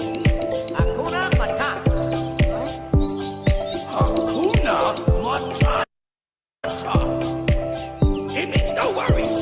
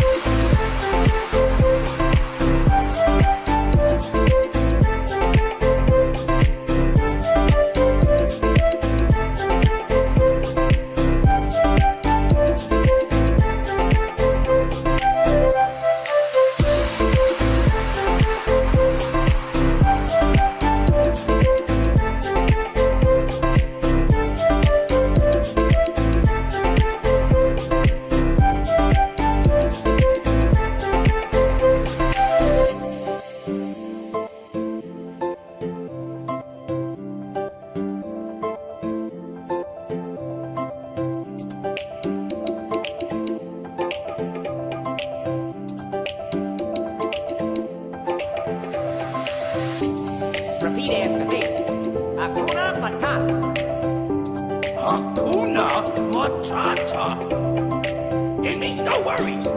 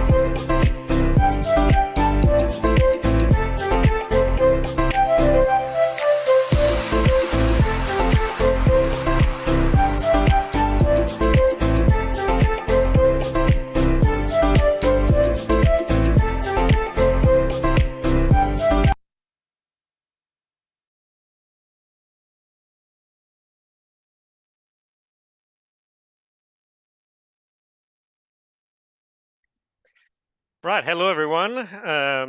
Welcome to the second panel of this conference. My name is Andrea Cattaneo. I'm a senior lecturer in Edgehill University, and I'm here to chair this great panel where we're discussing of sports and diplomacy, or sport diplomacy. I'm joined by three of the world leading experts in the field, so I'm very grateful for being asked to be here and moderate the discussion. I don't really have anything that I can add to this discussion. I'll try my best to chair the discussion and keep it timely in respecting other speakers as well. My thanks to Vanya for asking me to be here, and congratulations to Vanya and the center and the university for organizing this amazing event, a few days of very high level speakers and discussions. So without further ado, I'm going to introduce briefly the speakers that will join me in this panel. We have Dr. Simon Roth, who's a world-leading expert in sports diplomacy. Simon has an international research background and has worked with numerous stakeholders, both in the realm of the sporting federation and diplomatic areas, such as UNESCO, UNICEF, and the UK Foreign Commonwealth and Development Office. Simon is a reader and associate professor in international politics at the University of Leeds, and he has co-directed with Dr. Lindsay Krasnov the Basketball Diplomacy in Africa Oral History project. Simon, thank you for being with us today. We have then Gavin Price. Gavin is an expert on sports diplomacy in small nation and football diplomacy. He is an honorary member of the Center for Sports Law Policy and Diplomacy at the University of Rijeka, and a co-author of the British Council Research Report towards a Welsh sports diplomacy strategy. He's also a co-director of the 2023 Australia-UK Sports Diplomacy Dialogue Series and the world's first World Congress on Sports Diplomacy. And finally, we have our own Dr. Vanya Smokvina, who is an associate professor at the Faculty of Law at the University of Rijeka and the head of the Center for Sports Law Policy and Diplomacy at the University of Rijeka, and Jean Monnet chair on the same matters. He's also a CAS arbitrator, and obviously he's the convener of this great event. So thank you very much for all of you for being here. We're going to structure this panel with some brief presentation from all of the speakers, and hopefully we will have some time left for some discussion at the end. So my suggestion would be to start from Simon, who can give us a general overview of sport diplomacy and its development throughout the years. Simon, the floor is yours. If you have any slides, feel free to share them. Thank you, Andrea. It's great to see you, and I hope all's well. And it's great to be here. Many thanks to Vanya for the kind invitation and to appearing alongside, again, such wonderful colleagues as Andrea, Vanya, and Gavin. I'm going to set this up with a few opening remarks. I shall leave slides to others on this occasion. I want to talk to you about sort of 3 developments in sport diplomacy as a sort of precursor to things that might follow and as prompts to discussion. The first is about the congruence of the diplomatic realm and the sporting realm. As brief remarks, there's much that could be said about that. The second thing is about the context in which sport diplomacy happens. And the third is about, and focus perhaps on the situation that Saudi Arabian investment in sport in the last 6, 12, 18 months has had in shaping the lives of many sportsmen and women, some women, but also the way that sport is operating. So we will have seen good headlines, and the recent European football transfer window has been set up in a way that Saudi Arabian money has been a constant overtone. It appeared in Premier League press conferences on Friday ahead of the weekend's fixtures about what kind of extent it was going to shape the nature of European football. And what that tells us in very short order, and we'll come back to this, is that many of the interlocutors, the features that bring us together, that make sport such an exciting global experience, transcend the traditional diplomatic boundaries that are represented not only in nation states such as the United Kingdom, or made up of England, Scotland, Northern Ireland, and Gavin's home country of Wales, but making sure that also there are other dimensions, because those 4 nations within the United Kingdom also have football associations and run the game of association football, soccer, in a way that is particular to those nations, as it is in the rest of the world. We know that there are 200 plus members of FIFA and 192 members of the United Nations, minor asterisks, 193 sometimes. But we have a situation here where we have different boundaries being crossed, and boundaries being crossed provides for discussion and discourse of not only national characteristics and different prerogatives, but other ways of considering the way the world operates. And those first sort of tentative steps, if you think, when polities, family gatherings back in the ancient times of talking to each other and perhaps not boshing each other over the head and stealing each other's food, or even worse, these are the sort of origins of diplomatic transactions. Those polities, whatever they were made up of, when people first started peering over the horizon, metaphorically and literally, allowed for those kind of connections. And if we translate that forward to the sort of miss a few centuries, admittedly, in the interest of time, but to the way that sport provides a dynamic to human society. And we see, references to ancient Olympia, to the ancient Olympic Games, to the Olympic truce.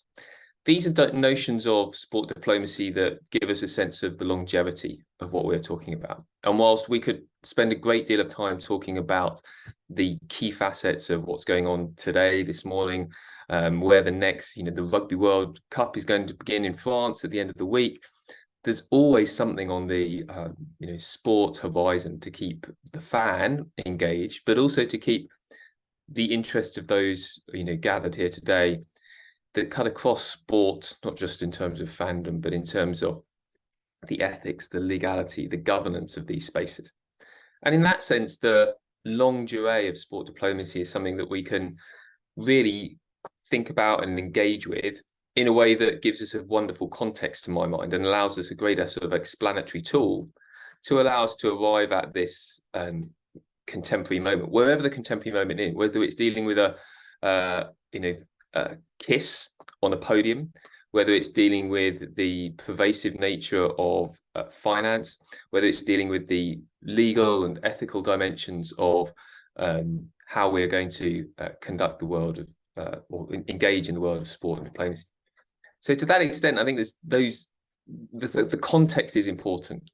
It's not just historical either. The history, there are great sport historians out there, Tony Collins, amongst others, but there's many who have pockets of experience and historical understanding, whether that's in South America or North America, across Africa.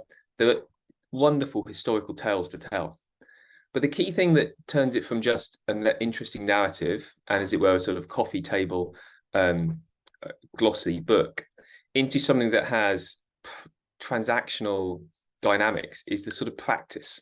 And the practice of sport diplomacy is understood increasingly, and there's still plenty still to go, of course, but increasingly allows us to understand the why and the how, not just the when, of the world of sport and diplomacy. And if my precision in using the term sport diplomacy is lacking, it's by no means because it hasn't been thought about. It's because I want to have it as an inclusive, expansive understanding of the terms. So it's not that diplomacy is reserved for those with plenipotentiary credentials that are presented as ambassadors, not those who live behind the barriers of embassies, etc. But it's much more that the world of sport and diplomacy come together at sport mega events, but also at the village park. These are the kinds of transactional moments, the nodes in the network, that often get lost. There are big ticket items, World Cups, Olympic Games. We recognize those and we see them again and again. But I would urge us to think about the micro transactional moments of sport diplomacy, not just grassroots, but throughout the pyramid, which sport, again mirroring diplomacy, adopts, but also through the sort of connections that can be made across those issues. So the context to Saudi Arabian, their overseas investment arms endeavors in the last 15, 18, 20 months is something that we should think of in some of that historical context. 10 years ago, the Chinese Super League spent a great deal of time and effort putting money into establishing a domestic league with some success because of the leadership of the PRC, President Xi's interest in football. These were things that were hot ticket items, if you like. And players followed the money. They have the career to think about, as we sort of heard in the previous discussion. So the agency, as opposed to the agent, in this changed the nature of the dynamics. Some high-profile players moved to China. The Chinese have had a long history of investing in sport, throughout Africa, in stadia diplomacy, in lots of different ways. And I see much more parallels, and that's just one example, much more parallels with previous examples with the Saudi case. But I think the particular dynamic here is how the Saudi investment firm arm have sought to engage in places where other Gulf nations have also engaged. So Qatar, Bahrain, United Arab Emirates, these are countries that have, in some senses, been the vanguard for Saudi expression. And the vast amounts of money that are being engaged in, I see as being part of a sort of much more of a continuity. And the other thing that I think we need to think about when talking about Saudi potentiality of shaping the world of sport is the relationship they have across the Gulf with the Kingdom of Iran. And that relationship shapes a lot of what goes on in the Gulf, which is often lost in Western media. There's a focus either on what's going on in Riyadh, or the Gulf, or sometimes Tehran, but rarely about the relationship across the Gulf. And I think that is something that we should be mindful of, and thinking about the different competing ways for identities to be created and enhanced. We saw some of that in the World Cup. The Saudi Arabian team were the only one to beat the eventual world champions in Argentina, and the response there. But the relationships, aside from that result that the World Cup in Qatar have spawned, even through some very difficult diplomatic relations in recent years, it was telling how many Saudi colleagues were in Qatar, how much the Qataris were sharing knowledge exchange with Riyadh and other interlocutors in Saudi.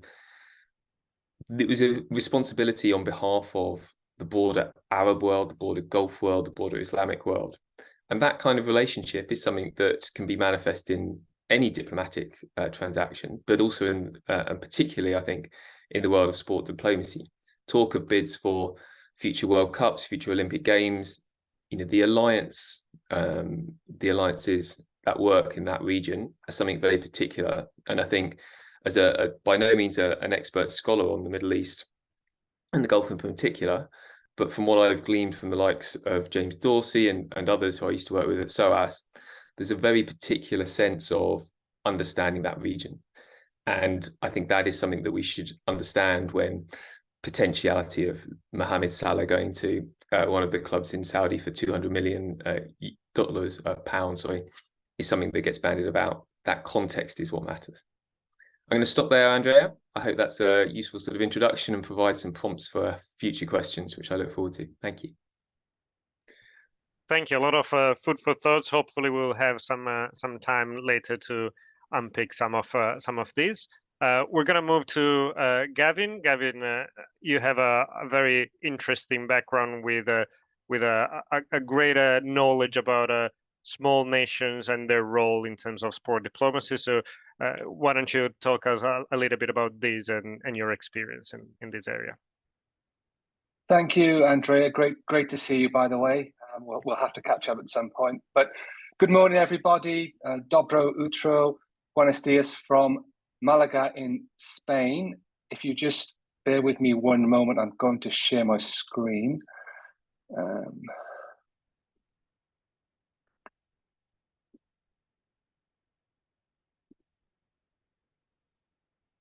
Okay, so hopefully you should all see my screen. How's it looking, Andrea? Okay, great stuff. So I'm just going to whiz through in about sort of 7 or 8 minutes maximum, talking about some recent developments, emerging themes in sports diplomacy. I deliberately chose that image in the top right-hand corner of my screen. It's because it's Croatia and Wales fans enjoying themselves in Split at a recent Euro 2024 qualifier between both nations. I think it's a beautiful image of sort of informal sports diplomacy at play, fans of different ages, different backgrounds coming together and enjoying themselves around the game, and basically, I guess, building enduring and warm ties. But look, I'll refer back to that a little bit later. There's a reason why I used this image. So, okay, the running order. What I'm going to do is firstly talk about the first ever World Congress on Sports Diplomacy that happened in the Basque Country earlier this summer. Then I'll give you a brief update on what's happening in sports diplomacy in Wales, my native country. I work for the Sports Diplomacy Alliance as Director for Europe. Sports Diplomacy Alliance is a global consulting agency, but due to my background, I do a fair bit of work with Wales, the Welsh Government, and other partners in Wales, so I'll let you know what's happening there. and then just some thoughts on emerging themes and opportunities and challenges in sports diplomacy. Okay, so the World Congress on Sports Diplomacy, this happened in the beautiful city of San Sebastian, or Donostia, as it's known in the Basque language, in late June. It was the most ambitious program on sports diplomacy that's been attempted to date. It was a 2-day program covering everything from sport, trade, tourism, progressive values, and lots of content on specialist sports diplomacy. So we had, for example, some pictures on skateboard diplomacy, rugby union diplomacy, and of course, football. It featured more than 25 speakers from over 12 countries. If you just glance off that slide there, you'll see some familiar faces. Of course, Simon was there, Richard Parrish, who's done a lot of work driving forward EU sports diplomacy, Sylvia Matejska, but I'm sure you're familiar with some of the other faces. So it was fantastic to get all of the experts, or most of the world experts, in San Sebastian in one place, so we could really pull the community together and drive sports diplomacy forward. I mean, I think I included this image because I think a sort of picture tells 1,000 stories. Donostia, I mean, what a theatre for sports diplomacy. You can see that beautiful backdrop. But I think part of that is for small nations or sub-states, like the Basque Country, which is indeed part of Spain, and of course the French Basque Country, and sub-states like Wales, which is part of the United Kingdom system. I think that connection to landscapes and culture is really important. So their beautiful landscape, you know, I think is something that they can market and sell to the world. You know, it's a theatre for indigenous sports. So that bay you see there is often used for sports like Estropadak, which is boat racing. It's a regatta, and it's inherently tied to the Basque language and culture. Whereas if anyone's been to the Basque Country, they'll also know about the wonderful surfing beaches, amazing cycling. They recently hosted the Tour de France, Grand Depart this year, which coincided with this amazing sports diplomacy congress. But they basically have, I guess, a playground for international sport, adventure sports, and it's inherently tied to their language, a sense of place, a sense of identity. Okay, so I guess some key takeaways from that Congress. So it was the first meeting of more than 200 European and international stakeholders, showcasing more than 25 international speakers. So we had around, I think, at peak around 90 to 100 people there in person in San Sebastian, and others joined us online. I think a key takeaway, there was general agreement across the board on the need to widen the sports diplomacy field from academia, the sports sector and government to more systematically include corporate players, business, sub-state and non-state actors, fans, and many other stakeholders. And I think part of that is, I think there was a drive or a need to develop some kind of professional body or professional community that represents all of these sectors. So multi-sectoral approach to sports diplomacy, bringing them together to drive sports diplomacy forward. I think it was also a really good example of the unique value proposition of sports diplomacy in small nations. I just described, I guess, some of the selling points of the Basque Country. But I think that small countries are generally, and I use the term generally, more aware of their cultural identity. They've sometimes operated in a sort of vulnerable geographic or geopolitical position. So that sometimes brings out a little more pride and prominence in their language, their culture, their customs. I think we see this filter through in sport, and I'll talk about that a little more when I talk about Wales in a moment. But in particular, I think one of the things that's emerging for me, certainly from the work I'm doing with Wales and in the Basque Country, is this emerging practice of fusing sports diplomacy with wider cultural relations, so that fusion with sport, music, language, arts, heritage, landscapes, and many other things. Okay, so just on to Wales. So Wales, I think, is in some ways a leader for small small nations in that it's implemented what we call a One Wales or Team Wales approach, or Un Cymru in the Welsh language. It's taken, I guess, the Americans' approach to sports diplomacy. So that golden triangle you see there is something that US Department of State have published related to their sports diplomacy, where they are looking to work together as a team with government, corporate stakeholders and civil society. And it's really pulling on those other cultural levers. So Team Wales, I think, is relatively unique in the sports diplomacy world in that the Welsh government may coordinate sports diplomacy policy, but it does not own sports diplomacy in Wales. There are many, many actors. And indeed, Wales's recent appearance at the World Cup in Qatar, the first time that Wales was there in 58 years, a big deal for a small nation. That Team Wales approach really came to the fore. So the work in sports diplomacy was a partnership between the Welsh government, the Welsh Football Association, the Earth, which is one of the largest youth organisations in Wales, Museums Wales, Welsh Arts International, the British Council Wales, and many other partners to drive forward Welsh sports diplomacy. So I'll just give you some quick examples of that. So bottom left-hand corner is a flyer for a football match which recently happened in the United States between Wales, the Welsh women's team, and the United States women's team. In fact, it was the send-off game for the United States team to go to the World Cup. Why I've chosen that image is I think it shows how creative arts are being used quite coolly to promote Wales. So you can see that image speaks to Wales, but it also speaks to California, surfing, beaches, big open skies. So some of these artworks have been really popular, and we've had some interest from people in America wanting the posters, people interested in sport and football. So I guess it's just a way of promoting football, women's sport, but also promoting both nations. And there's a whole organic movement that's arisen between fans. So there's a lot of artwork that's arose between Wales in the world and football in the world. And interestingly, the Football Association of Wales has now curated a catalogue of artworks which are available in different cultural institutions in Wales. So if you come to Wales, I'm happy to point you in the right direction. There's some really interesting stuff. Another good example is teaming up with professional museums. So on the right-hand side there, you'll see a musician called Juice Menace, who released a rap track called For Her. The track is in English, but also in the Welsh language. But it's about promoting the women's game, and it also speaks to, I guess, younger people, it speaks to progressive values, and it's about promoting women in sport and leadership and really pushing forward Welsh women's football through music.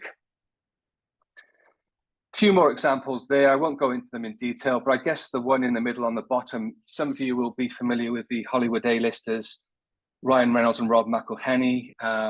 They took over a fourth tier Welsh club called Wrexham. They play in the fourth tier of the English system. They're now owners of this club. But obviously having these high profile people, it's been really good for the area of North Wales, but also promoting Wales more widely. So there you can see an announcement of a Kings of Leon gig, which happened at Wrexham's football ground back in the summer, but it was launched on St. David's Day, the Welsh National Day, in partnership with the Welsh government. There are many other things that happened around that. It's a great example how Wales has partnered with the wider world, using football, using sport to promote itself on the world stage. I'll just make one more point on that slide. You'll see in the bottom left-hand corner a flyer for a Cymru v Scotland game. I think it's really interesting that Wales has actually applied to UEFA and indeed FIFA to change its official name to Cymru, Cymru being the Welsh word for Wales in the Welsh language, similar to what Turkey has done using Türkiye for official games. So on scoreboards and when you see draws for tournaments, you'll see the name Cymru. So that helps us, I guess, promote ourselves on the world stage and gives us, I guess, a unique profile in the world using our own language. So lastly, I'll wrap up on this, but just some thoughts on emerging themes in sports diplomacy more generally. And some of these filtered through from the World Congress on Sports Diplomacy in the Basque Country. So I think, we need to think about what does the role of a sports diplomat entail? What skills, knowledge, and experience do they need? Their competencies? Do we need to think about specialist sort of genres of sports diplomats? Do they need to be specialists in sport and trade or sport and tourism? Or is it about progressive values? Or could they be specialists with a geographic focus? Simon was talking about the Middle East a little earlier. So, I think, if you're going to be working in that field, you need to think about what are the unique attributes that you need to maybe work for your Ministry of Foreign Affairs or maybe your football association or wherever that role may sit. And what does a role profile look like without being too rigid? I think bilateral sports diplomacy is certainly an emerging theme. I hope Vanya doesn't mind me mentioning this, but we've had some conversations between the Welsh government and Croatian government, and indeed the two FAs of those countries, about a potential football diplomacy dialogue happening in Cardiff around the return Euro 24 qualifier in October. Some of the themes we're looking to talk about may be around exchanging sort of information on approaches to sports diplomacy, but also looking at things like sustainable tourism and how we promote our nations through adventure sports, outdoor pursuits, and do that in a more sustainable way. But I think bilateral sports diplomacy is something that's really taken hold. You can see some flyers down the bottom, a reference to the Australia-UK dialogue, which Andrea mentioned at the start of this pitch. Recently, we Sports Diplomacy Alliance partnered with the mayor of Los Angeles and the Queensland government for a Trans-Pacific Sports Diplomacy dialogue, which was linked to the Women's World Cup, but with also one eye on the Olympics happening in Brisbane in Queensland, Australia, and then also further down the track in Los Angeles. And then bottom right-hand corner, there's a reference to a podcast series which I worked on with the Welsh government, basically showcases the sports diplomacy relationship between Wales and Canada. I think it's a great taster or introduction to sports diplomacy, and you'll find that on things like Spotify, Apple Music, and all the usual platforms if you're interested. No surprises. I think we need to do more work on moving from policy to practice and making sure we actually measure and evaluate sports diplomacy. Football diplomacy in many forms is an emerging theme. I mentioned what's potentially happening between Wales and Croatia, but we're seeing a lot, particularly on the back of the Women's World Cup, around, I guess, women in sport and leadership. But there are many forms of football diplomacy, and I think that's going to be a growing field. Esports diplomacy, social media, linking back through to, what does the role of a sports diplomat entail? I really think we need to look at competencies there for sports diplomats. A lot of sports diplomacy happens in the virtual realm, and I think that sports diplomats need to be more savvy in this space. So I'll finish on that, and I'll just leave you with this screen. I mentioned earlier that we're looking to join the network of the sports diplomats across different sectors, from government to cultural institutions to business to third sector and so on. So if you're interested in joining the Sports Diplomacy Alliance, my consulting company, Sports Diplomacy Alliance, is looking to build, I guess, this alliance or this club of like-minded individuals. You can scan that QR code and they'll take you to the page where you can sign up. I'll leave it at that. Thank you so much, and happy to take questions. Thank you, Gavin. Thank you for reminding us of the connection between sport diplomacy and the broader realm of cultural diplomacy and the multidimensional nature of this area. Let's move to Vanya. Vanya, you have again a very broad experience. You're one of the leading experts in EU sports diplomacy, and you also have a good connection with governing bodies as well. So the floor is yours. Take it us through your experience and your knowledge about sport diplomacy. Thank you, Andrea. I think you are too modest. I'm happy and honored to be in this panel, because thanks to Simon for being here as I may say, world leading star in sport diplomacy, gave the future world star. And you, Andrea, as one of the leading experts, I'm really honored and happy to be here with all of you. And once again, thank you for being also members of the center. That is something that should be highlighted. Well, after listening to Simon's introduction and the great score by Gabe previously mentioned that we are working together on some initiative between our two countries, our two nations, our two football federations for an event in Cardiff in a bit more than 1 month. Like Wales, Croatia is also a small country, and we want to finally, after enacting the first national sports strategy document in our history, called National Sports Program, in which we inserted one of the aims, developing sport diplomacy and using sport as a tool for promoting the country, promoting the values. You already know in the very beginning, we mentioned that we have the Ministry of Sports that's connected with tourism. And when you speak all around the world about Croatia, usually people are mentioning sports or football mostly, and then tourism. So our country is now starting to work very hard on this field. I'm very happy about that. And let's hope that the initiative together with GAVE, with Wales, will be a success. I'm really sure about that. Because as Simon said before, sport is opening the doors. Maybe for some big countries like France, UK, England, Australia, Italy, Germany, maybe you have enough financial resources to put your cards on the mega sport events, or now what Simon said, Saudi Arabia or China before.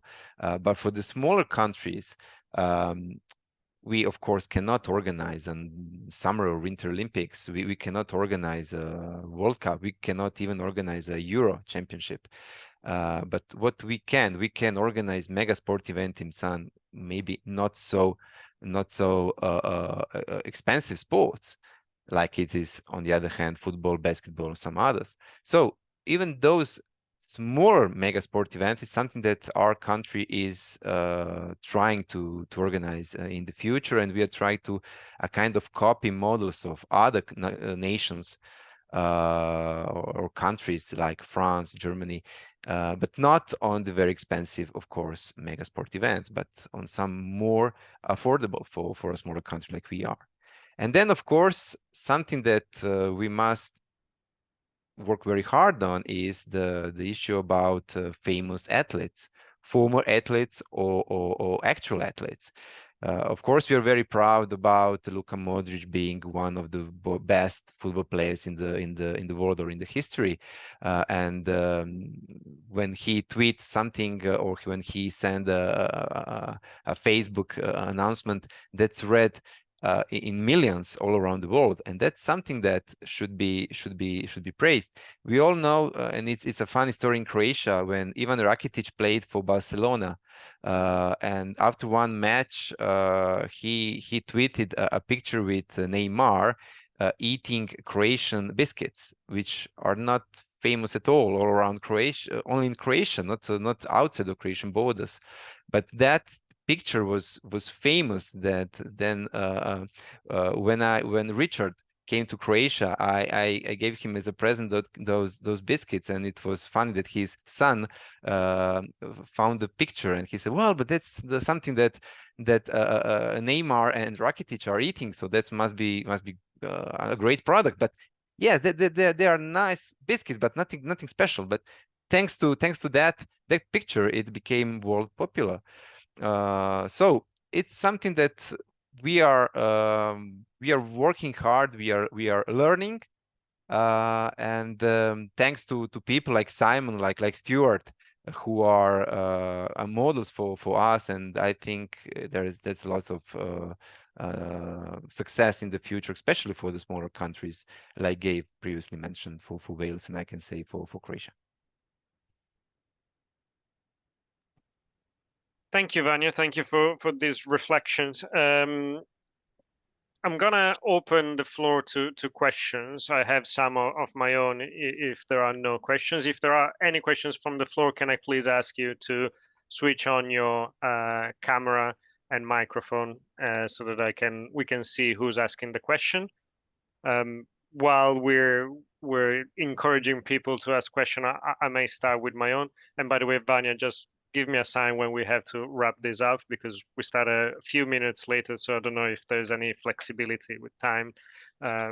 But yeah, we can, Andrea, just to help, we can have 8 more minutes, then 5 minutes break until the next round table, because unfortunately we are missing Carmen for the last round table because of some accident in Spain. So we have enough time for the last round table. Right. Okay. Let's hope that everything is okay with Carmen. Well, my first question would be to go back to Simon. Simon, you gave a very interesting account of the role of Saudi Arabia as a reflection of a strategic approach of the Gulf area more broadly. We've read that in some instances, the role of Saudi Arabia and the use of sport by Saudi Arabia and by countries in the Gulf area has been named as sports washing. I'd like you to expand on the relationship between sports washing and sports diplomacy, and in particular whether there's a way to keep the conversation going in order to, in a way, use sports diplomacy as a tool to confront sports washing and to make it a more cooperative dialogue instead of a one-way discussion, let's say. Thank you, Andrea. It's an interesting question, and it's one that's been raised a number of times recently. I would, as a student of diplomacy in the first order in some senses, and before my engagement or the discussions of sport diplomacy, if you like, I was a pure diplomatic studies scholar, if such a thing existed, which we could discuss for many hours. But the discussion that you have in those circles, and the one that I think is a very valid reference point here, is the difference between diplomacy and propaganda. And those are debates that have been ongoing for millennia. And we have seen particularly different discourses in the 20th century, the way that propaganda was manipulated into very high-profile examples, and particularly by nation states and National Socialism in Germany, particularly, but communism in the Soviet Union, the United States. Forms of propaganda were government-sponsored forms of propaganda were prevalent in the 20th century, particularly aligned with visions of nationalism, and again, a somewhat 20th century condition if you look at the long history of the human race. But nonetheless, they are important interlocutors, and I would consider them sort of like the DNA strands. They wrap around each other, propaganda and diplomacy. And in this instance, in the current sort of manifestation, sport as whether it's the ownership of Newcastle, the Live Golf Tour, hosting of Grand Prix in Formula One, these are the manifestations of the broader policy. Now, is Saudi Arabia's 2030 vision, a national vision for 2030, propaganda for itself, for projecting its regional hegemony, projecting itself across a global stage, or what governments do? Governments have policies, they set targets. Wherever you're located today, your local, regional, national government will have a policy on this and a target on that. And part of it is a function of many people in government having been to Harvard Business School style environments where they get taught these things, to set goals, have policy frameworks. They talk in a language which I'm sort of adopting slightly uncomfortably in responding. So there is something here about this just being the next iteration of that relationship between diplomacy and propaganda. In its particular manifestation, it raises some challenges about Saudi's internal dialogues, and I think this is where you need to delve into the expertise and the understanding of that, the kingdom, the royal kingdom of Saudi Arabia and its regional context, because to my mind, what may look like sports washing, if we understand that as buying things to make a nation look good, in a simple terms from afar, is not how it looks. The acquisition of shiny things in certain cultures has different values.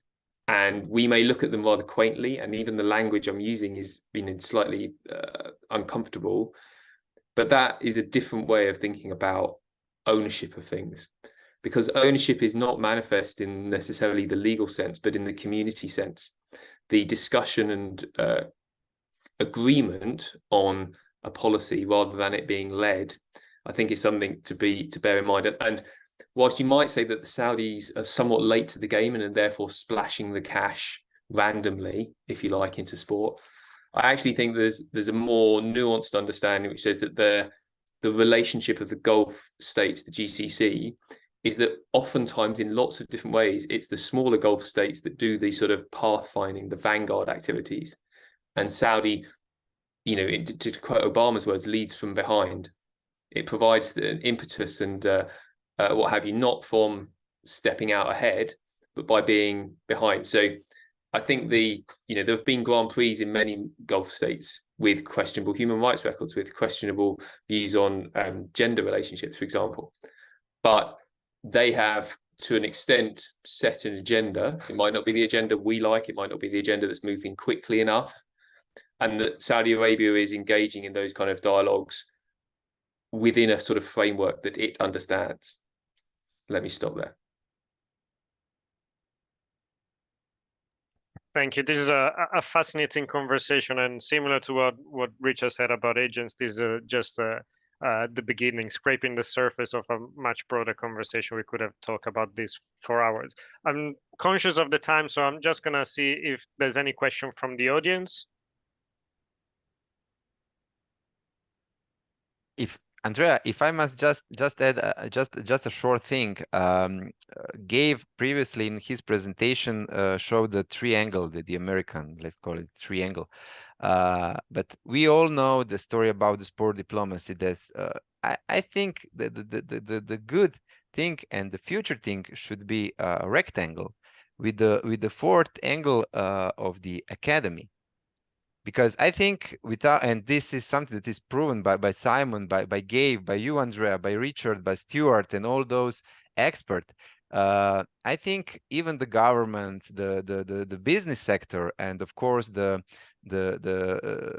society needs the academy, the universities, the experts, the professors who have the knowledge, who have also their other colleagues from other countries that can help your own country.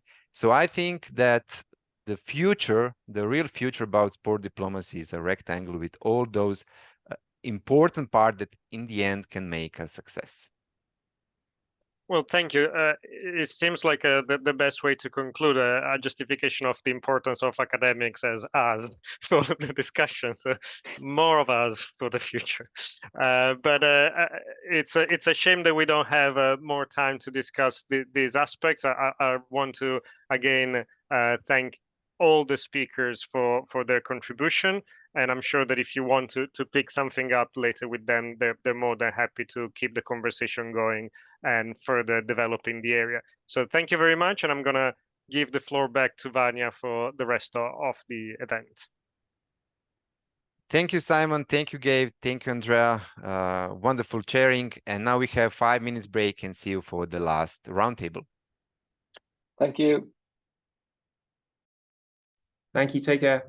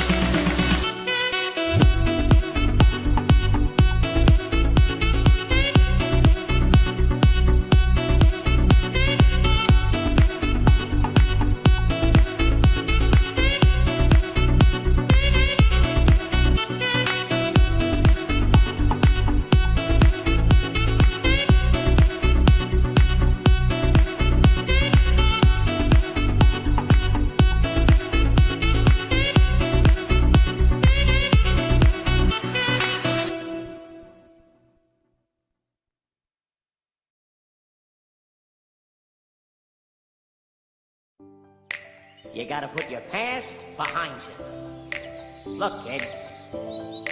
Bad things happen, and you can't do anything about it, right? Wrong! When the world turns its back on you, you turn your back on them. That's not what I was told. Then maybe you need a new lesson. Repeat after me. Hakuna Matata. What? Hakuna Matata. It means no worries.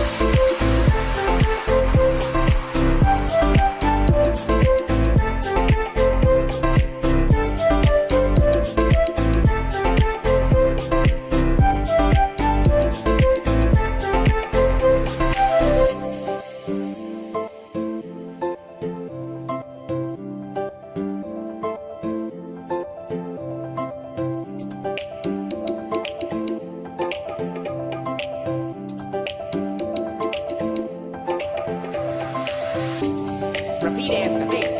Hakuna Matata. Hakuna Matata. It means no worries.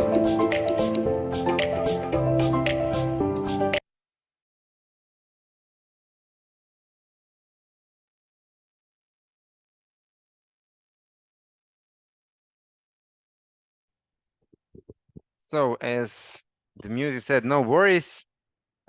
We reached the last session, is called the round table of today's event, and is a round table about the legal. It should be legal, but as you have been already said, unfortunately, Professor Carmen Perez Gonzalez will not be today with us due to some heavy rain in Spain and huge problems with electricity that are happening around Madrid. So unfortunately, Carmen is sending her apologies for this miss today, but we are here all together with Carmen. Let's hope that things get much better in Spain, in Madrid, and the surrounding very, very soon. So we will speak about political and economic aspects of the European model of sport. The topic about European model of sport is something that today, together with the Sport and EU Association, and I must say also together with the Center of Law and Economics of Sports of Limoges, we have been discussing in a few events, and this is only just one of those events. Today we will not focus on the legal aspect, also we will kindly probably also mentioning that, but we will focus on the political and economic aspects. It's something that is hugely important for the European model of sport, European sports model, however you want to call it. And today, together with us, we have three excellent speakers, huge experts in the field. I'm really happy to see here together with us Professor Jürgen Mittag from the Cologne Sport University in Germany. Jürgen is one of the leading European or world, I may say, also expert in the field of political science and sports. For more than 12 years, he's a Jean Monnet professor, so it's a huge achievement from the very beginning. He's running a lot of Erasmus Plus and other projects connected to sports, policy in sports, and he is regarded as already said, one of the leading experts. I'm happy that I have been working with Jürgen for a lot of years on numerous projects, and now he and his institution is leading two important Erasmus Plus projects connected to the well-being of athletes in Olympic sports, but not only that. And then the other speaker is Professor Jean-Francois Brocard from one of our partners, that is the Center of, sorry, Francois, but my French is very bad, so I will say in English, of Law and Economics of Sports from Limoges. And why is Jean-Francois here? Of course, you all know about the center.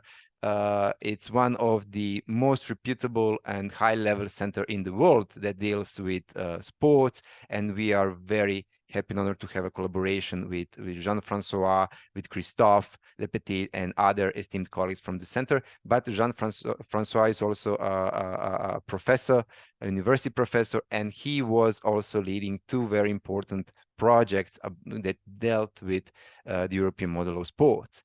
And last but not least, my dear colleague, and I may say also a friend, Professor Tomislav Globan from the University of Zagreb, Faculty of Economics, one of the leading experts in the region about economics of sports.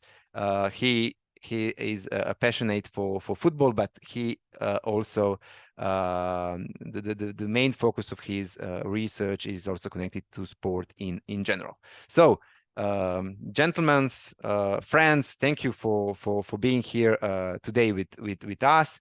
I will start, if you allow me, with Jürgen.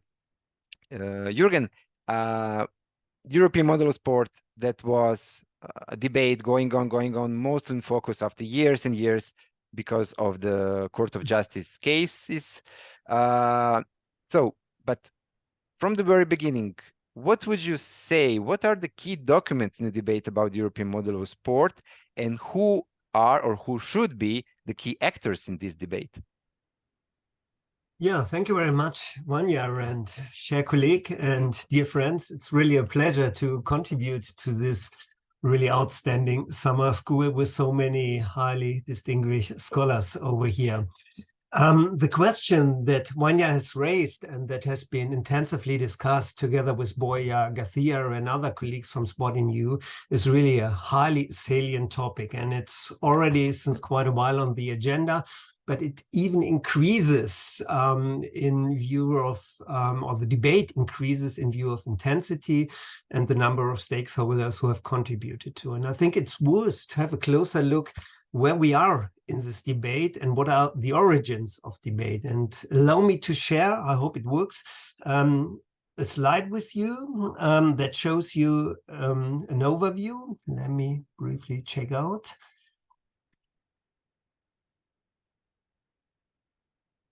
Okay, here we go. I hope you can all see this kind of overview. Yes. This is taken from a study we have done in Cologne together with a couple of colleagues for the European Parliament on the current status of European sport politics and policy. And I would like to raise your attention particularly to the overview we had at the very end. That shows you that this kind of debate on how sport is shaped at the European level has already been taken or started in the 1950s when the Council of Europe did in its European Cultural Convention with sport. And then there have been very many stages, particularly in the 1970s. And I scroll down just to show you some of these stages in the 1970s, 80s, and 1990s. That were linked to the question how sport is dealt with at the European level.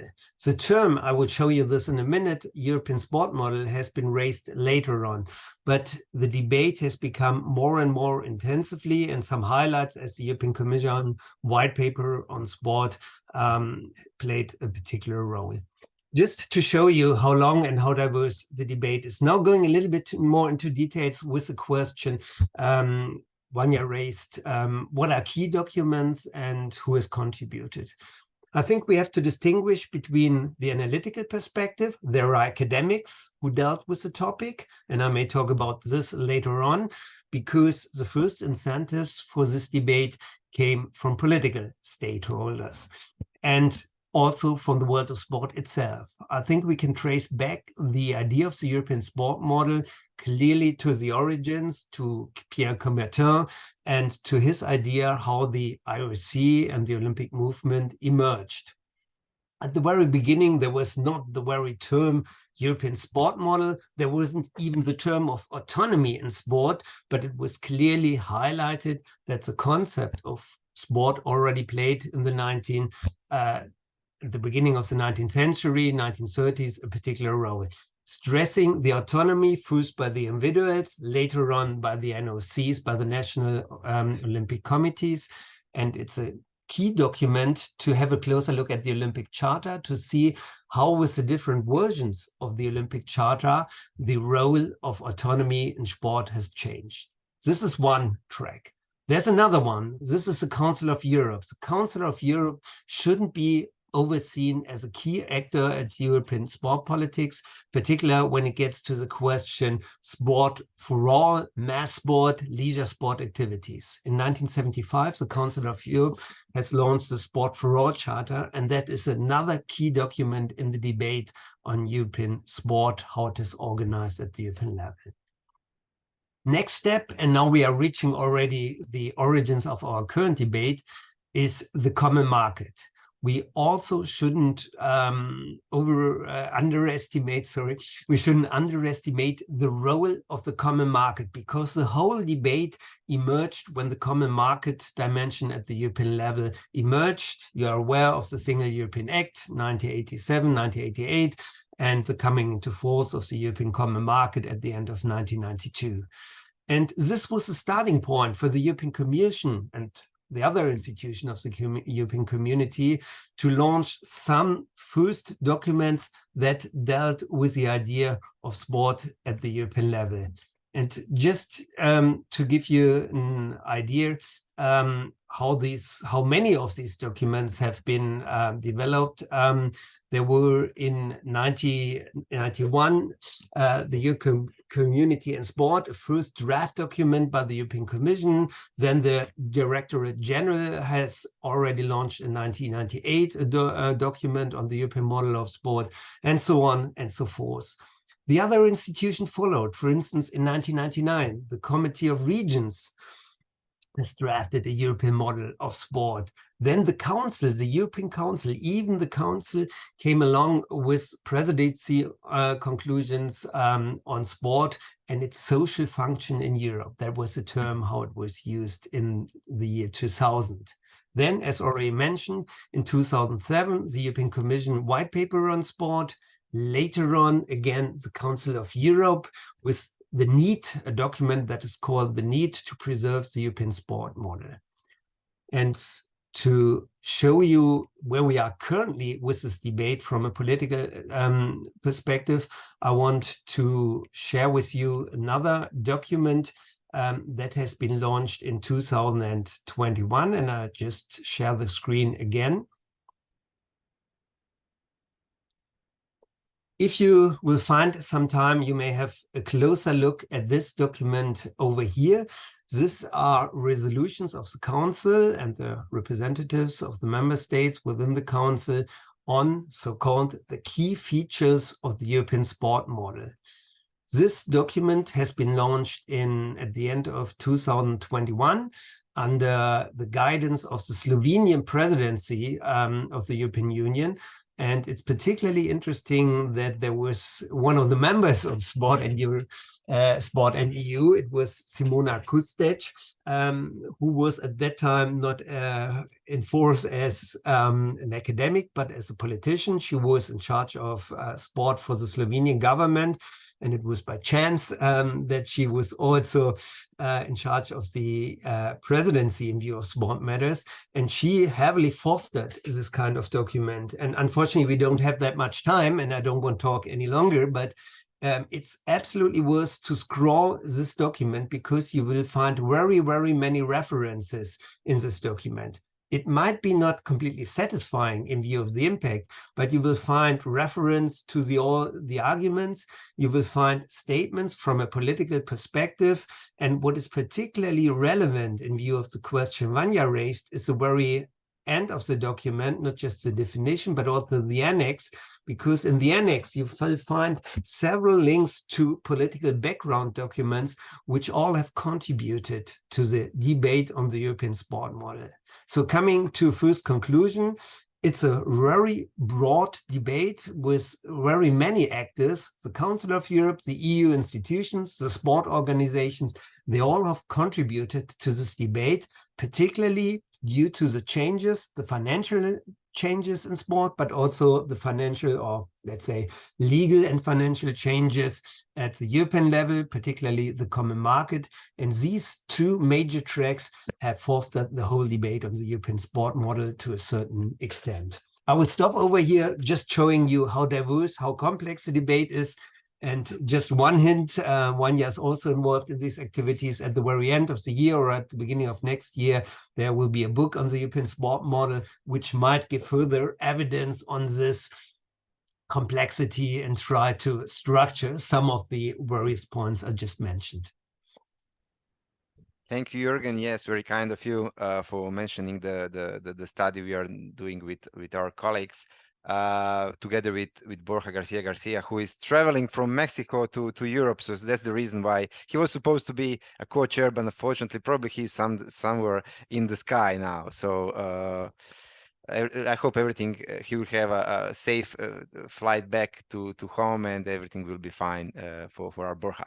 Jean-Francois, as an expert in the field of economics, we know, Jürgen previously said, we know that the European Union is a political association, but mostly it's an economic association because of the internal market or common market rules.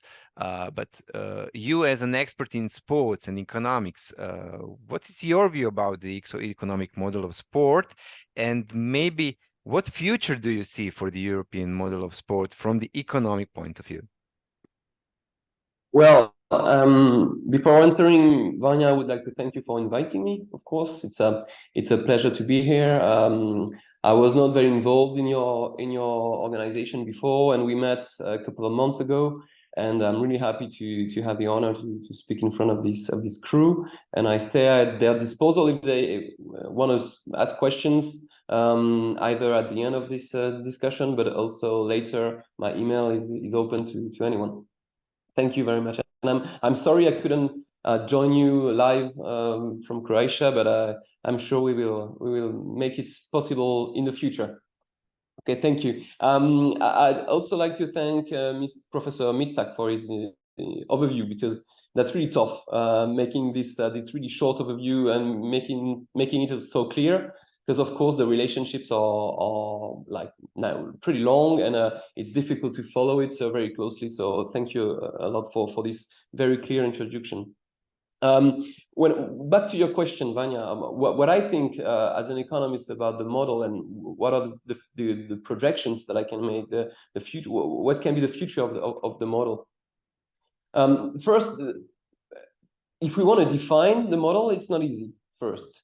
Especially because, of course, we can find some common grounds, but still, we can observe a lot of heterogeneity among countries, among sports.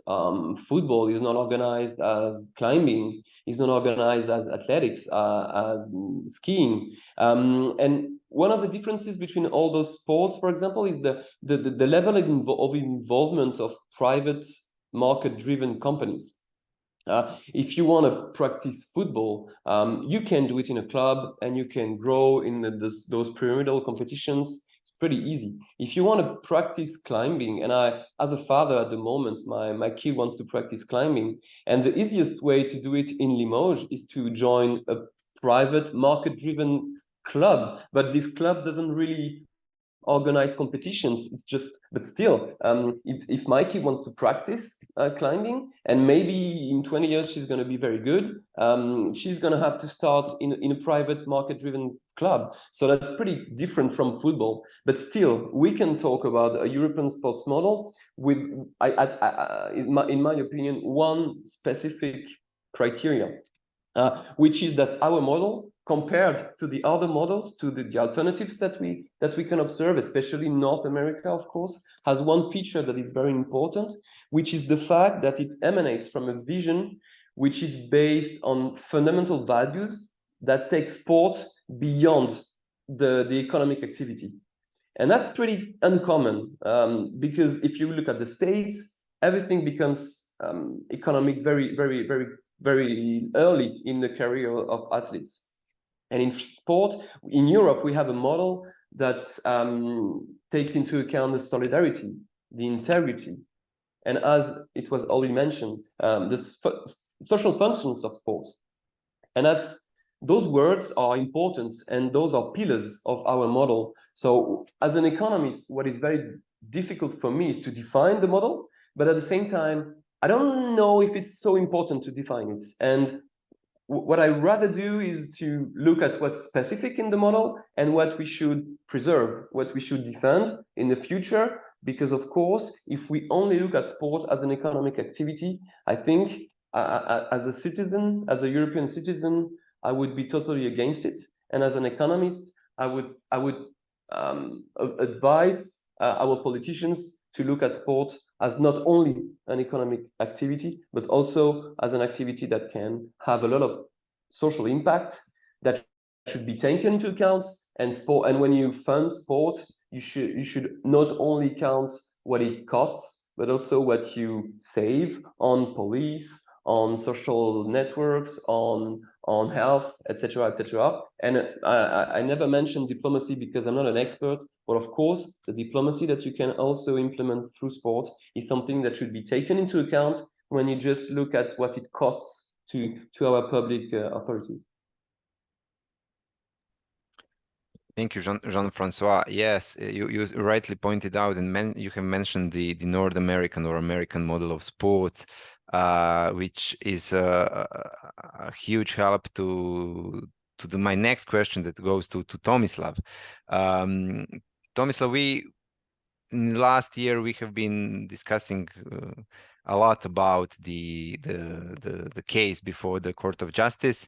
There were some rumors that maybe the decision will be in the very beginning of September. So we are very looking forward to see if this is the month where there will be the decision, or maybe next month. But speaking about the North American model, the European model, the role of UEFA, and how can or should not help UEFA the sustain of the European model of sport. What are your thoughts in that regard, especially from the economic point of view, when we know that the real global product that we do have in Europe are the UEFA competitions, is the UEFA Champions League. When we compare these events with the NBA, the NFL, or other North American spectacles that are sold all around the world and making money, I think should be proud of the Champions League and these kind of competitions. But is that something that should be preserved when we look what is going on before the court in Luxembourg, and the pressure from the business sector coming, and business owners coming from the North America? Yeah, first, thanks, Vanya, for inviting me. It's an honor to be part of this panel with such esteemed guests. So going back to your question, so from economic point of view, it's a puzzle that we have had the two very different systems of sports leagues. The closed league system that the United States have, or Japan and Australia as well, and the open league system such is present in Europe, especially in football, with a strict hierarchy of leagues, entry on sporting merit, promotion and relegation, etc. And now recently we've had like this invasion of these two types of league systems, trying to change, especially the so-called Americanization of European sports. Like one type of a system is trying to dominate over the other. And this is not a coincidence because of the COVID shock and the huge economic problem that it created, especially for top clubs, but not only for them, but also for smaller clubs as well, that had a huge problems with the drop in revenue. It basically facilitated or it fastened this idea that there is the economic inefficiency in European football that needs to be closed or stopped. And what is this inefficiency? Basically, the idea that there's not enough matches between the biggest top clubs in Europe, and this we don't have enough supply to satisfy demand for top matches between top clubs. So I've seen some research showing that in the last decade there's been only 90 games between the 12 Super League clubs that wanted to start the Super League, and with the Super League proposal, that number would be reached in 1 year, in one single year. So the idea was, okay, there's huge demand. We don't have enough games between Real Madrid and Liverpool, and between Inter Milan playing against Manchester United and so on. So we can solve this problem. We can increase our revenue by doing so. The problem with it's not a problem, it's a main feature of European model of European leagues is that the financial instability is built in. It's not an unintended consequence, it's not there by accident, it's a built-in feature that basically when you base your system on meritocracy and you're playing a sport that there are no guarantees, basically you are one referee mistake or one hitting the post away from potential huge financial problems because you don't qualify for the Champions League as you are supposed to qualify. You relegate to the lower division and so on. So there is a huge uncertainty, and this uncertainty is why we love football as a sport. It's something that creates excitement. And this uncertainty does not exist in the American sport model. Because in a closed league system, you're in a business that you cannot lose. You have a guaranteed revenue regardless of your sporting performance because of the revenue sharing, and especially in the NFL, very developed revenue sharing. With if you are a team from a small town like Green Bay, you can still count on hundreds of millions of dollars coming in from revenue sharing. In Europe, we don't have that. You have small clubs from small markets, small cities that struggle financially, and you have global brands that can sell their goods and services basically all over the world. So in the American sports system, you have guaranteed revenue, and also you have costs under control through a salary cap. So guaranteed revenue, costs that cannot explode, they are always under control. So basically you are, from business point of view, you're in a great position. In European point of view, where there is a meritocracy based system, there is no financial guarantees. Revenue sharing is very, very limited. Perhaps it's mostly developed in the EPL, in the English Premier League, with sharing of the TV broadcast revenue, but this is nothing. Even in the EPL, it doesn't come close to the revenue sharing that we have in the American sports leagues. The result of that is that you have financial instability, but also you have a very low competitive balance, which means that you have same teams dominating over and over again. Same team dominates in Germany, in France, in Croatia. Perhaps Croatia is the most extreme example, with one team winning 17 of the last 18 championships, which is something that we don't see anywhere basically in Europe. And participation in UEFA competition facilitates that, because when one team qualifies for the Champions League in a small league like Croatia, basically enables them to continue their financial dominance, bring the best players, and so on and so forth. So the problem with that is that UEFA needs to find a way to protect what Europeans want. And judging by the reaction of the fans and the media when the Super League proposal was announced, we don't want the closed league system. People here want to protect this tradition of open leagues, but if you, in theory or on paper, if you are a team from a small village, nothing stands in your way. If you are good enough on the pitch, nothing stands in your way to be the champion, to be the champion of Europe, and so on. So we want to protect that, but it's very, very difficult to protect that unless some changes are made. And I think UEFA is coming to that by the reforming of their competitions, by trying to keep the best of the both worlds.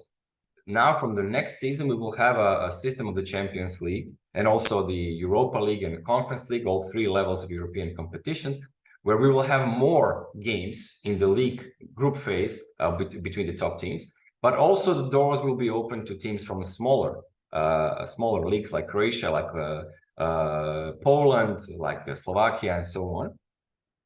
But where I think more developments should be made is that we need more revenue sharing. We need more of the revenue between clubs shared, so that teams that do not participate in UEFA competitions are not left out. And basically, now if you don't participate in the Champions League or in a small league like Croatia, if you don't participate in UEFA competitions, it's borderline impossible to keep up with the teams that do. So basically, we have a perpetuation of this problem, the same teams at the top qualifying for the UEFA competitions. And I think that UEFA will need to find a way to increase revenue sharing. I think one of the possible solutions, there are many solutions, but I think the luxury taxes is something that there's an opportunity to create revenue in that way. Thank you, Tomislav. Yes, you mentioned the let's say the tools that UEFA have as a sport governing body for the football in Europe, the rules about financial fair play or financial sustainability rules. There's something that is very, very important. That brings us to the question that goes to Jürgen. Which actually is a story about the concept of autonomy of sports. And the debate of the European model of sport about the autonomy of the sport governing bodies in developing their sport, organizing the sport, but also of the economic right to sell their product. So Jürgen, what is your thought about that question? Yeah, first of all, thanks to Tomislav and Jean-François for highlighting the strong impact of the economic debate or the economic perspective on the debate on the European sport model, because this has fostered many of the thoughts, ideas, and also complaints in the debate of the European sport model. And taking up your question, Vanya, I think sports organizations have for quite a long time tried to unilaterally define the way sport is organized in Europe, particularly the Olympic movement as a whole, but also the various sports organizations. And this has been challenged, as already mentioned, for several reasons. And one of the challenges is that the integrity of sport is tackled from different angles. Aspects like good governance, lack of participation, democratic control, transparency, everything what we put under the umbrella of good governance is challenged at the moment. And on the other hand, we see an increasing number of actors stepping into the whole interplay of European sport, particularly the athletes or the players themselves, but also the leagues, the clubs. It's no longer one association as a key characteristic of the sports model, but the associations have to share their powers with the leagues, with the clubs, with the players, and with other stakeholders. And there are so many examples from the last 5 to 10 years which underline this dimension. And these two dimensions, the lack of good governance on the one hand, and the emerge of an ever-increasing number of actors in the field, has tackled the whole question of autonomy in sport. Autonomy of sport, if we put it provocatively, could be seen as a monopoly by the associations sponsored by the states. But that is, of course, a challenge when there are deficits in the way sports organizations, sport associations do carry out the way sport happens at the European level. And that is what we actually observe in the last years. The European Union, the institutions of the European Union come in, think of financial fair play or financial sustainability. That is, of course, a major threat of the European Union institutions to intervene by the different opportunities of the common market to the autonomy of sport when some kind of reforms, some kind of adaptations won't take place. And if you see the document I just quoted on the European sports model and the strong role governments, governmental actors and member states have taken in the debate on sport everywhere in Europe, and particularly fostered by the pandemic, we see also how the autonomy of sport is challenged by the member states' perspective. So what we can say about the role and the current situation of autonomy in sport, it's challenged by various economic reasons, but also by political arguments or political developments. And this is a situation we're facing at the moment, a very, very intensive debate on the potential future of such a European sports model. We may even put into question how unique or how homogeneous such a sports model might be. You must be aware, and I think you all are aware, under this general term European sport model, there are nevertheless different versions and different types of European sport systems. The European sport model tries to combine these different types, but and tries to combine the different facets and key characteristics, but there's still nevertheless some variety. And I consider the term of autonomy or the concept of autonomy as one of the key elements in the whole debate, but still challenging as far as the governmental intervention will probably increase, and so will be the role of the European Union as well. Yeah, thank you, Jürgen.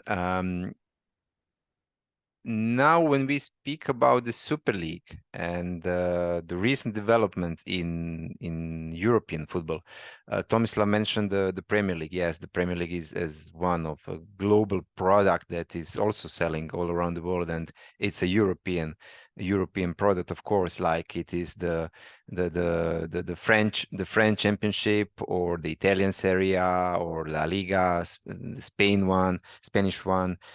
So although the big five, the German Bundesliga, those are the big five competitions that are attracting a lot of audience, lots of TV rights revenues over there and merchandising. But what Tomislav previously said, even in Germany, we see that the champions is almost often, if not always, the same team. In France, huge investments in Paris Saint-Germain, but for example, 2 years ago, Lens was a champion. So it's not like maybe in Germany, but we see that investment in some clubs are very huge, which can affect the competitive balance. So speaking about the Super League, about the competitive balance between clubs at national level, at European level, Jean-Francois, how do you see the future of the European model of sport?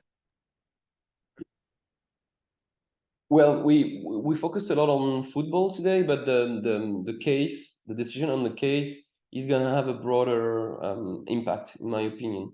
Of course, it comes from football because football is the most showcased sport, the one that is generating the most revenue. But still, the impact on other sports is going to be important as well, especially, for example, basketball, but on other sports where organizers are coming from the private market-driven business, and so that's my first comment.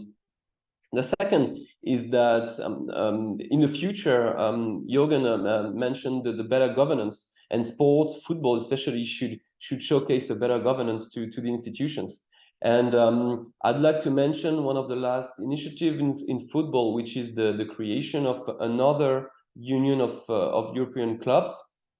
And this is something that is very important, in my opinion, because so far European clubs were all represented by one union, which was ECA. And the fact is that this union pretty much represented, I mean, only the biggest clubs' interests. And so there's another union that was created a month ago, which is called the Union of European Clubs. And this union is trying to represent the smaller clubs.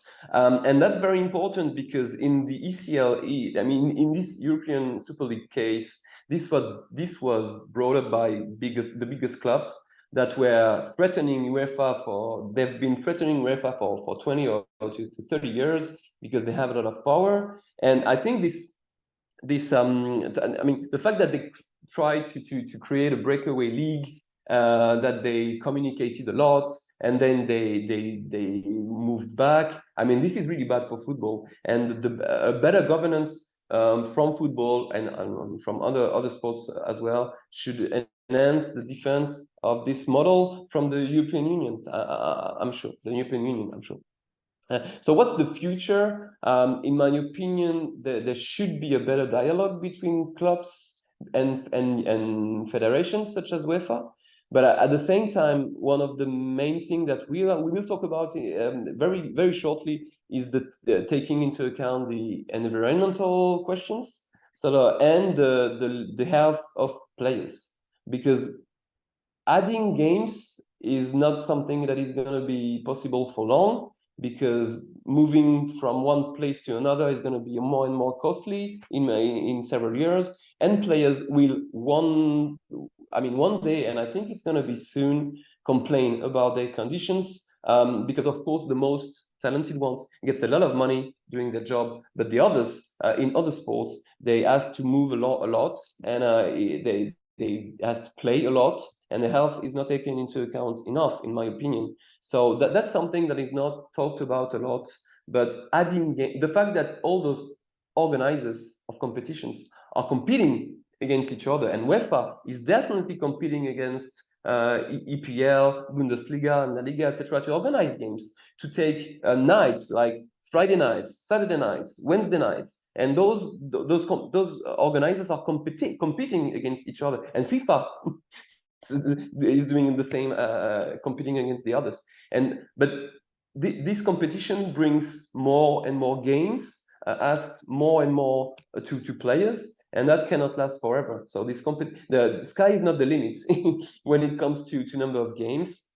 And that's a question in football, but that's also a question in rugby, in basketball, in handball. And so what's the future for football is bringing a better governance, dialoguing more amongst actors, players, clubs, institutions, but as well supporters. We can talk about the fact that supporters should be more involved in the organization and administration of their club, maybe. So that's a lot of questions. I don't have answers at the moment, but I'm sure that we're going to talk about how football and sport is governed in the next years. Yeah, Jean-Francois, I completely agree with you, especially when you mentioned the players and the impact on their health. Of course, a lot of matches, 60, 70 matches per year, is something that is tremendous for their body, and to have such a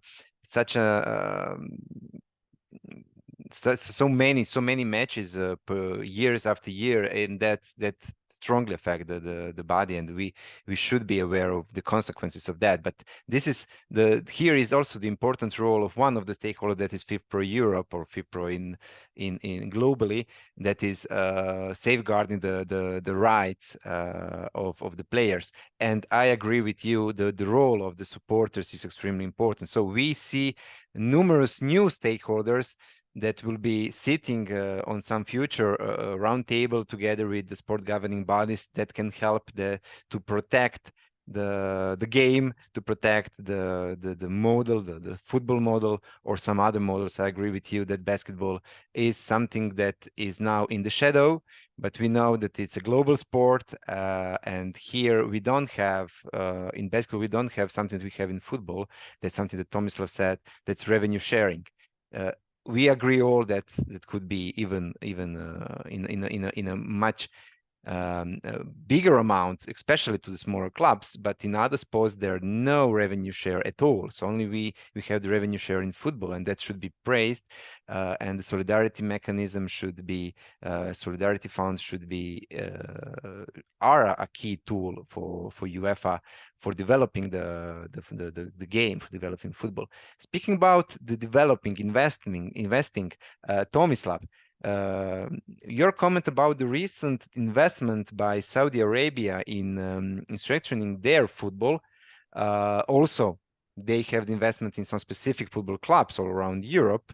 But in the last panel, we were discussing about sport diplomacy, something that China was strongly doing for years, and now we have a new global player, Saudi Arabia. So what are your thoughts about that? And the same question can go to Jürgen also and Jean-Francois, just to close the round table. Is that also kind of a future development in football? Yeah, so from the European perspective, I don't think Saudi Arabia is a threat in a way that it will squeeze out Europe, especially the biggest leagues in Europe, as the dominant ones globally. From the perspective of quality, perspective of TV viewership, revenue that it generates, and so on.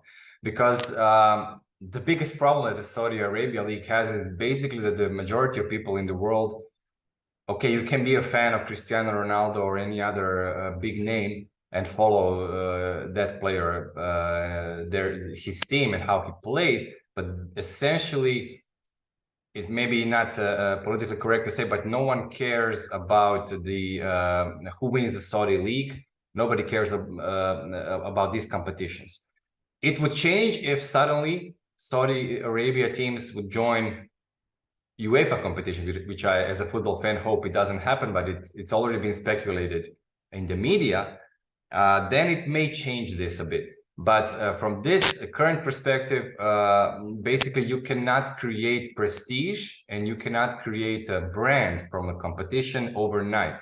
European football has a century-long tradition, century-long prestige, where now basically these big leagues and the Champions League at the top is something that is basically globally viewed as the most important competition, and everyone wants to see who will win it. It's a huge accomplishment, which is not something that we have currently in Saudi Arabia. So they will invest, they will continue investing, I'm sure. This whole strategy is part of their Vision 2030 strategy of Saudi Arabia moving away from the fossil fuels and becoming a service-based, high-tech type of economy. So they will keep doing that. But what this investment may create, what a negative externality it may create for European football, and I think it's already happening, is that it will increase the inflation in transfer fees and player wages, which is a problem for European teams. Especially because the Saudi Arabia teams, they don't have any financial sustainability, financial fair play regulation. Perhaps FIFA will change that something in a global sense in the future. Perhaps not, we will see. On the other hand, European teams have two types of restrictions on their financial moves and decisions. First from UEFA and then also locally, because most leagues in Europe have their own type of financial sustainability regulations. And when you have a global player that does not care about cost and keeps throwing money on the table, this creates a inflation pressure for players who want to stay in Europe, but with the help of their agents try to push basically the wage cost up. And this is something that UEFA cannot deal with this problem alone. I think they will need some help from the global regulator, which is currently FIFA.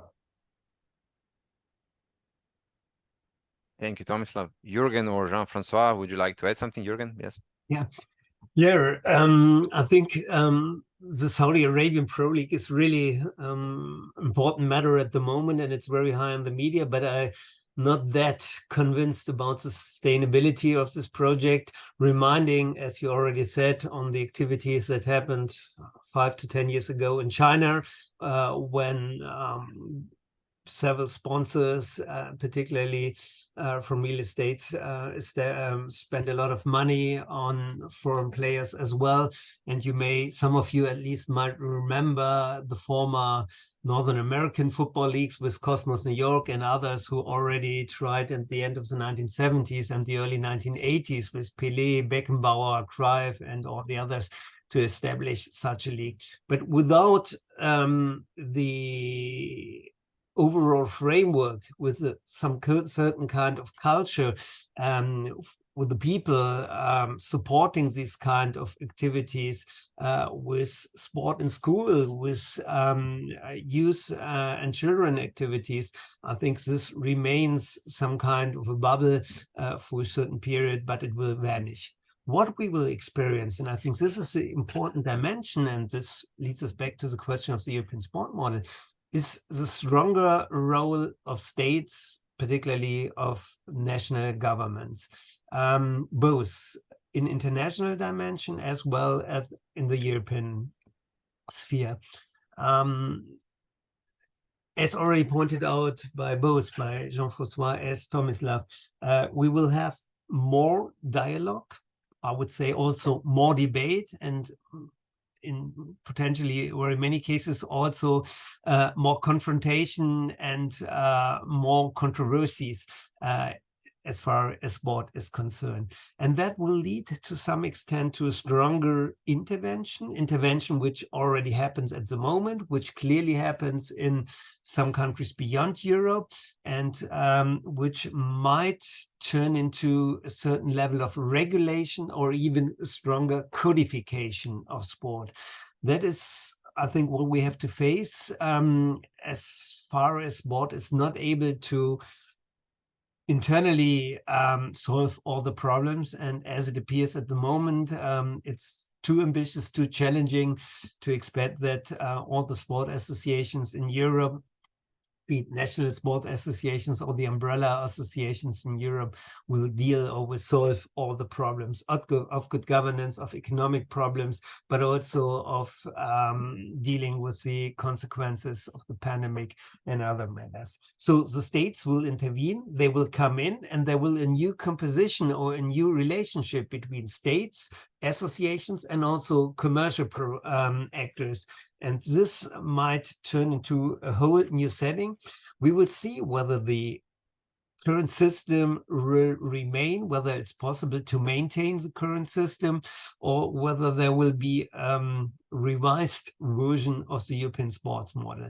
The biggest challenge is to keep it, let's say, as homogeneous as it appears at the moment under one umbrella, and not this kind of plurality falling or breaking apart into different and separate parts and separate leagues. That might be the other perspective, or potentially the most challenging aspect, if the unity of sport wouldn't be kept as it appears at the moment. But this is a particular European question. In other parts of the world, the situation is a quite different one, and I consider this as probably the most challenging aspect we will experience in the next 1 or 2 years. Thank you, Jürgen. Jean-François, would you like to close, to add something? Yeah, like really short on Saudi Arabia. I'm not a geopolitics expert, so it's difficult for me to see how in the future it could really impact football. But in the short term, it's really welcomed by a lot of actors, because it brings cash to a sector that was missing a lot of cash. And talking about French clubs, for example, they had to loan money from banks, with the league being a guarantee to those loans. The clubs miss cash, and Saudi Arabia pays cash, pays the high price, and I think that's really welcomed by some actors. And at the same time, it enables some other actors to meet the financial fair play standards. Paris Saint-Germain, for example, they sold a lot of players to Saudi Arabia, and that enabled them to respect all the criteria that were imposed by UEFA.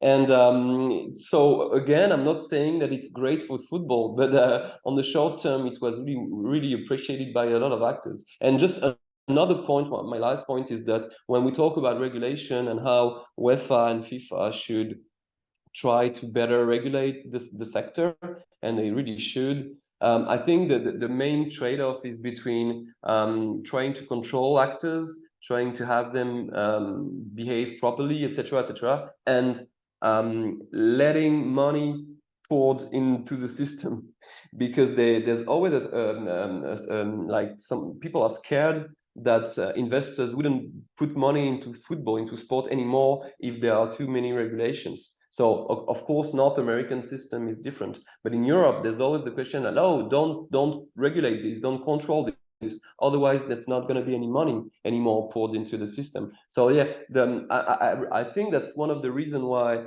regulators are so shy in making moves, and why those discussions that we were mentioning are really slow, especially in football.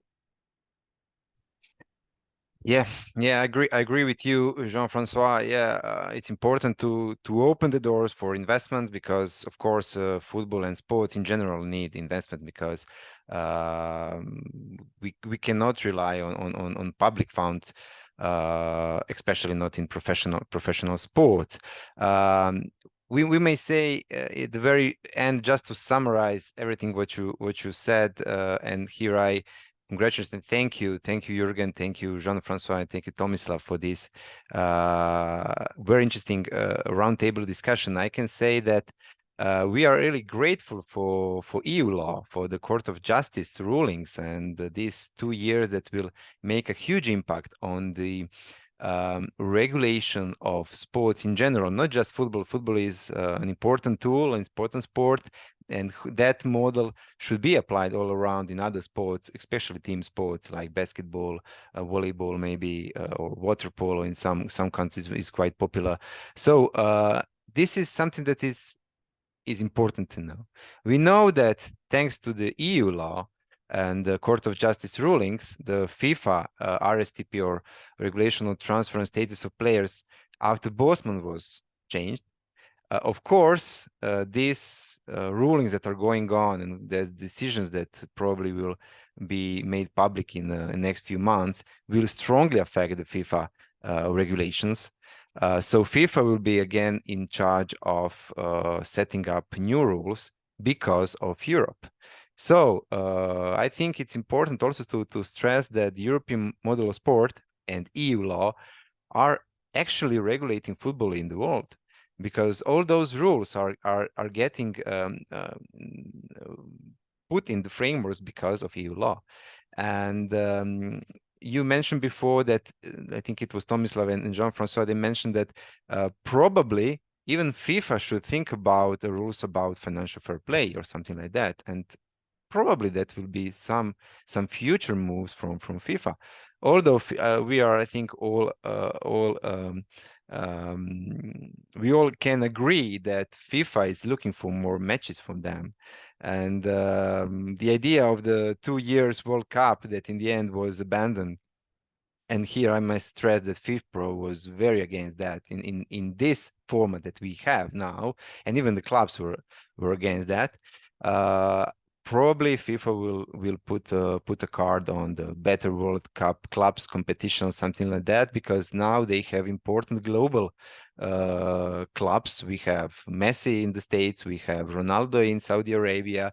So a competition with all those clubs, even more clubs, not just the champion. So could be an interesting competition where FIFA could earn more TV rights and merchandising rights, and who knows, maybe the FIFA World Cup will be played in Saudi Arabia, like we had the World Cup in Qatar, or the FIFA Clubs World Cup will be played in Saudi Arabia. So that is something that opened the door for some future roundtables, some future panels. Thank you all very much. It was really a pleasure for chairing this roundtable. Again, thanks to all the speakers today, thanks to all the participants for staying here with us for almost four hours. I hope you enjoyed this conference, and once again, thank you to all the speakers, to all our partners, the CDS, Sport in the EU, Edge Hill University, and of course, the University of Rijeka and the Faculty of Law. We are proud of this event, and together with our partners and our colleagues, we will strongly put more impact on some future future events. Enjoy the rest of the day. Thank you very much. Jürgen, Jean-Francois, Tomislav, thanks a lot. We'll be in touch. See you on some other occasion. Thank you, Vanya. Thank you. Bye-bye. Bye-bye.